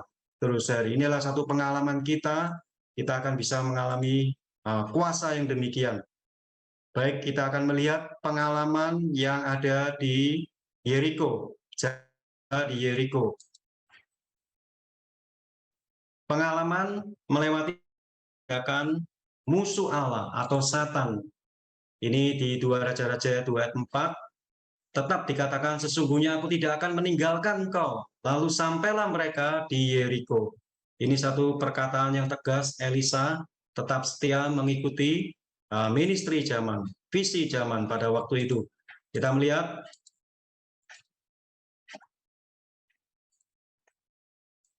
satu, Yeriko yang berarti dikutuk, yaitu di Yosua mengatakan bahwa kota ini adalah yang dikutuk. Saudara-saudari, kita lihat di 1 Korintus 2 ayat 4, semua yang disediakan Allah untuk mereka yang mengasihi Dia. Mereka yang mengasihi Dia. 1 Korintus 6 ia, Maranatha. Saudara-saudari, kiranya kita hari ini adalah orang yang mengasihi Tuhan dengan segenap hati kita. Kalau kita tidak mengasihi Tuhan, berarti kita terkutuk, berarti kita ada di Yeriko. Yeriko ini adalah kota yang pertama dihancurkan untuk memasuki tanah permai. Ini adalah satu tanda ada musuh Allah yang perlu dihancurkan. Yang kedua, penguasa dunia kegelapan. Itu di dalam Yohanes, ya, pasal 14 ayat 30. Sebab penguasa dunia ini datang dan ia tidak berkuasa sedikitpun atas diriku. Kita harus mengalami bahwa semua penguasa dunia kegelapan tidak ada kuasa kalau kita ada di dalam Kristus. Mengenakan seluruh perlengkapan senjata Allah. Efesus pasal 6 ayat 11. Kenakanlah seluruh perlengkapan senjata Allah. Puji Tuhan, ya. Saudara-saudari, kalau kita hari ini mau mengalahkan musuh Allah, ada pengalaman di Yeriko, kita perlu ada di dalam tubuh pribadi. Dikatakan kenakanlah seluruh perlengkapan senjata Allah. Kata perintah. Ini artinya kita bersama-sama dengan anggota tubuh yang lainnya, bersama-sama dengan gereja, dengan kaum saleh, kita sama-sama sehati, bersama-sama untuk mengenakan senjata untuk mengalahkan musuh Allah. Gereja adalah laskar Kristus, gereja sebagai pedang, ya, mengacu kepada hal yang korporat. Yang keempat, saudara-saudari, kalau kita mau mengalahkan musuh Allah, pengalaman atas Yeriko, kita perlu berlatih percaya kepada firman Allah. Saudara-saudari, kita jangan dibawa di dalam perasaan. Seringkali musuh itu melewati perasaan. Perasaan yang lemah, perasaan yang membuat kita gagal, tertuduh, dan lain sebagainya. Kita harus kembali percaya kepada firman Allah. Ya. Seperti apa yang dikatakan Allah melalui Yosua. Kita harus percaya kepada pimpinannya. Di 2 Korintus 4 ayat 13, kami memiliki roh iman yang sama. Jadi kita benar-benar percaya kepada setiap fakta-fakta Alkitab. Fakta-fakta Alkitab ini kita bawa di dalam doa. Kita doa bacakan. Salah satu perlengkapan senjata Allah yang ketujuh, yang keenam dan ketujuh, yaitu firman yang kita doa bacakan. Kita doa bacakan, ada satu roh perbauran, firman dengan roh kita. Terus hari ini akan membuat kita bisa melatih roh iman kita melalui firman Tuhan. Yang kelima, berdiri dalam kedudukan di surga. Kita lihat di dalam Efesus 2 ayat 6. Dan ia membangkitkan kita dengan kedudukan kita bersama dengan dia di tempat surgawi dalam Yesus Kristus. Kita harus memposisikan diri kita bahwa kita sudah bersama dengan Kristus ada di surga.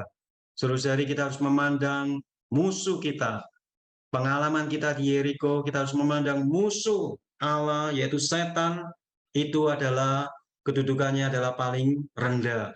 Kita bersama dengan Kristus ada di surga.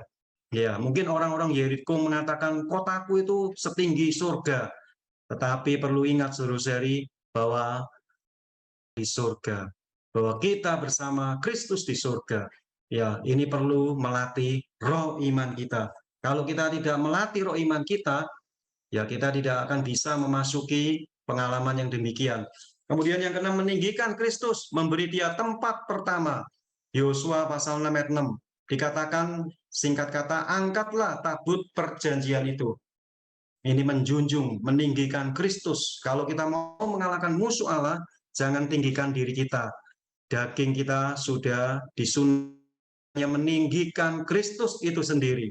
Ya, meninggikan Kristus, tidak ada perkara yang lain selain Kristus yang kita tinggikan. Posisi kita ada di surga bersama dengan Kristus. Musuh Allah ada di bawah kita. Kita melihat perkataan dari saudara kita yang menyampaikan bagaimana kita mempertahankan kemenangan kita secara praktis. Kita harus memiliki kehidupan sehari-hari yang dibangkitkan pagi. Inilah kita ada satu kemenangan saudara-saudari. Kita perlu tiap pagi menikmati Tuhan, dibangunkan, dan kita harus memiliki kebiasaan menggembalakan orang lain menurut Allah. Kita jangan sampai nganggur, jangan sampai kita tidak menggembalakan. Kita harus kontak, menginjil, merawat. Inilah supaya kita ada di dalam kemenangan saudara-saudari. Dan hidup di dalam tubuh. Kita bukan individu, kita sudah ada di dalam tubuh, di dalam menempuh penghidupan gereja yang korporat bersama dengan kaum saleh. Baik, kita akan melihat pengalaman yang melewati Sungai Yordan. Ini yang perjalanan yang terakhir, yang keempat ya saudara-saudari.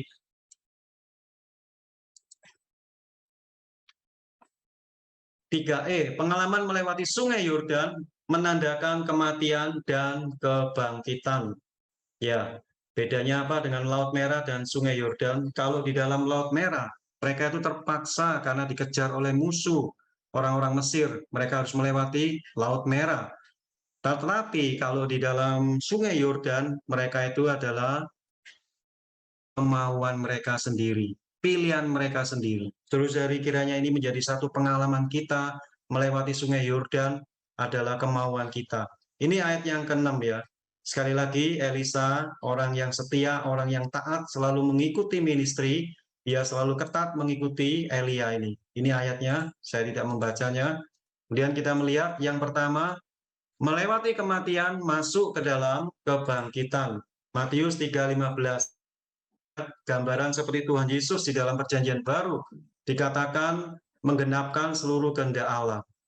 Ketika Tuhan dibaptis, itu artinya Tuhan dibawa di dalam kematian. Lalu keluar dari air, itu Tuhan dibawa dalam kebangkitan. Jadi kehidupan Tuhan, dia adalah mengalami kematian, lalu hidupnya dari dalam kebangkitan. Makanya dia mengatakan, akulah kebangkitan. Tuhan waktu menjalankan ministry, pelayanan, posisinya sebagai manusia, maka itu perlu dibaptis ya, menggenapkan seluruh kehendak Allah. Ini artinya dibenarkan oleh Allah. Tuhan Yesus sebagai seorang manusia, dia memiliki penghidupan karakter yang tepat, penghidupan manusia Allah. Benarkan dia mengalami melalui kematian dan kebangkitan. Kiranya kita punya satu pengalaman yang demikian. Kita dimatikan dan kita bangkit bersama dengan Kristus. Kisah Rasul ya 2:23, tetapi Allah membangkitkan dia dengan melepaskan dia dari sengsara maut. Melalui kebangkitan inilah kita bisa mengalahkan maut. Yang ketiga, melalui kehidupan kebaruan. Haleluya. Hidup dalam hidup yang baru, ya ini kebaruan roh. Walk in newness of life ya. Ini adalah berjalan dalam kebaruan hayat. Ini artinya kita ada di dalam ruang lingkup kebangkitan dan kita meraja memerintah di dalam hayat. Setiap hari manusia lama Adam kita dibawa di dalam kematian dan kita bangkit bersama dengan Kristus. Terus hari kita tahu bahwa suasana maut seringkali melingkup pikiran di dalam setiap aktivitas, di dalam setiap kehidupan kita. Saya sendiri ketika di dalam pelayanan, di dalam perluasan, ya kadang-kadang ada satu perkara kekuatan kematian, maut ya melingkupi pikiran saya. Apa ini bisa ya? Saudara-saudari, saya perlu kembali lagi, diri saya perlu dimatikan ya. Kita perlu ada di dalam hayat kebangkitannya, ada di dalam hayat kebaruan ini. Melalui kebangkitan memikul salib. Yang keempat, yang kelima, melalui kebangkitan dipersiapkan untuk terangkat. Mengikatkan dirinya pada Tuhan menjadi satu roh dengan Dia. Kita hari ini perlu menjadi satu roh dengan Dia. Melalui kebangkitan menyambut kedatangan Tuhan kembali. Ini di dalam Kidung Agung 8 ayat 14. Cepat kekasihku, berlakulah seperti kijang atau seperti anak rusa. Ini adalah doa pencinta-pencinta Kristus mengharapkan supaya Tuhan datang di dalam kuasa kebangkitannya, digambarkan seperti anak rusa. Ya, untuk mendirikan kerajaannya yang indah, yang harum, ini gunung-gunung tanaman rempah-rempah. Ini adalah satu doa, artinya para pencinta Kristus, orang itu dengan Kristus. Haleluya. Kiranya kita bisa mengalahkan di dalam perkara kematian, kita memasuki kebangkitan, adalah orang-orang yang selalu bersatu dengan diri. Amin. Kita melihat bahwa pengalaman melewati Gilgal, Bethel, Yeriko, dan Sungai Yordan ini, 4 perjalanan penting ini, ada pengalaman kita perlu menanggulangi daging, menang atas dunia, mengalahkan setan, melewati maut, hidup dalam kebangkitan. Saudara-saudari, sekali lagi, kalau kita ingin mendapatkan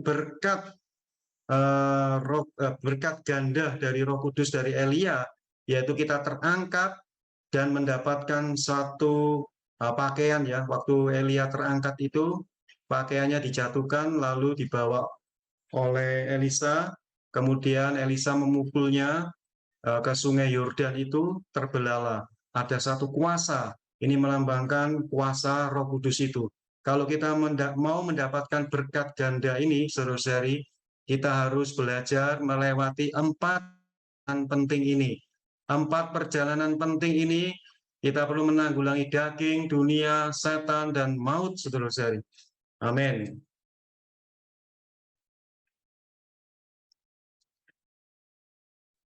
Di Romawi yang keempat, kalau kita bisa menanggulangi 4 perjalanan penting itu, barulah kita bisa memasuki ministry zaman sekarang ini. Inilah beban para minister hari ini ya. Ministry zaman sekarang adalah menyuarakan panggilan para pemenang.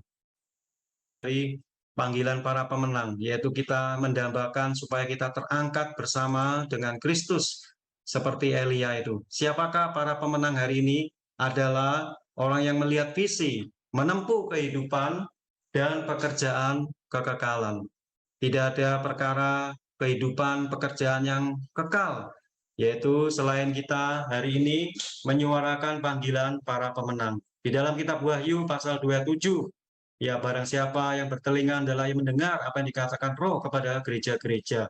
Barang siapa yang menang, dia akan kuberikan makan pohon kehidupan yang ada di Taman Firdaus. Saudara-saudari, ini adalah satu panggilan para pemenang. Mereka mendengar, itu juga perlu telinga yang ditebus, telinga disunat. Itu juga pengalaman dari 4 perjalanan penting yang tadi itu, saudara-saudari. Amin. Kita melihat pekerjaan pelayanan para pemenang hari ini bagi pembangunan realitas tubuh Kristus, persiapan mempelai perempuan Kristus, dan manifestasinya kerajaan Kristus untuk memenuhi keperluan ultima Allah dalam hari-hari terakhir ini, membuat satu ketetapan hati untuk menjadi para pemenang, orang-orang yang divitalkan.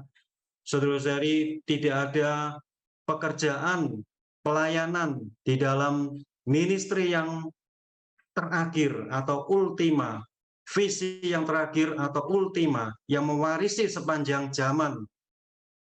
Kalau kita tidak di dalam pemulihan Tuhan, kita bersyukur di dalam pemulihan Tuhan ini kita bisa memiliki ministry ultima, visi yang ultima. Kita bisa mengikuti sepanjang dari minister-minister yang ada di dalam ekonomi perjanjian baru Allah. Puji Tuhan, saudara-saudari, kiranya kita hari ini sebelum menyuarakan panggilan bagi para pemenang, kita sendiri perlu menjadi pemenang. Kita sendiri harus mengalami, melewati 4 perjalanan penting yang tadi, yaitu di Gilgal, Bethel, Yeriko, dan Sungai Yordan ini. Inilah fokus pengalaman kita yang perlu kita praktekkan hari ini, agar kita menjadi minister pada zaman sekarang ini. Puji Tuhan, pemberitaan saya sampai di sini. Sekali lagi kita bersatu di dalam doa. Oh Tuhan Yesus, terima kasih kepadamu Tuhan. Berkati kaum Salemu, berkati gereja-gereja di seluruh Indonesia. Tuhan, bawalah kami Tuhan bisa memasuki setiap ministry zaman ini, visi zaman ini, agar kami menjadi para minister yang bisa menyuarakan panggilan bagi para pemenang. Bawalah kami bisa mengalami, oh Tuhan, di Gilgal Tuhan, kami ditanggalkan segala daging kami ini Tuhan. Juga di Bethel mengalahkan dunia, bahwa kami orang yang mempersembahkan diri, dikuduskan. Juga di Yeriko, oh Tuhan Yesus, mengalahkan musuh-Mu Tuhan. Kami ada di posisi bersama dengan Dikau Tuhan. Yordan, kami melewati kematian dan kebangkitan. Kami bersama-Mu disatukan di dalam diri-Mu. Terima kasih Tuhan, kami berdoa di dalam nama-Mu. Haleluya. Amin. Puji Tuhan, Tuhan memberkati.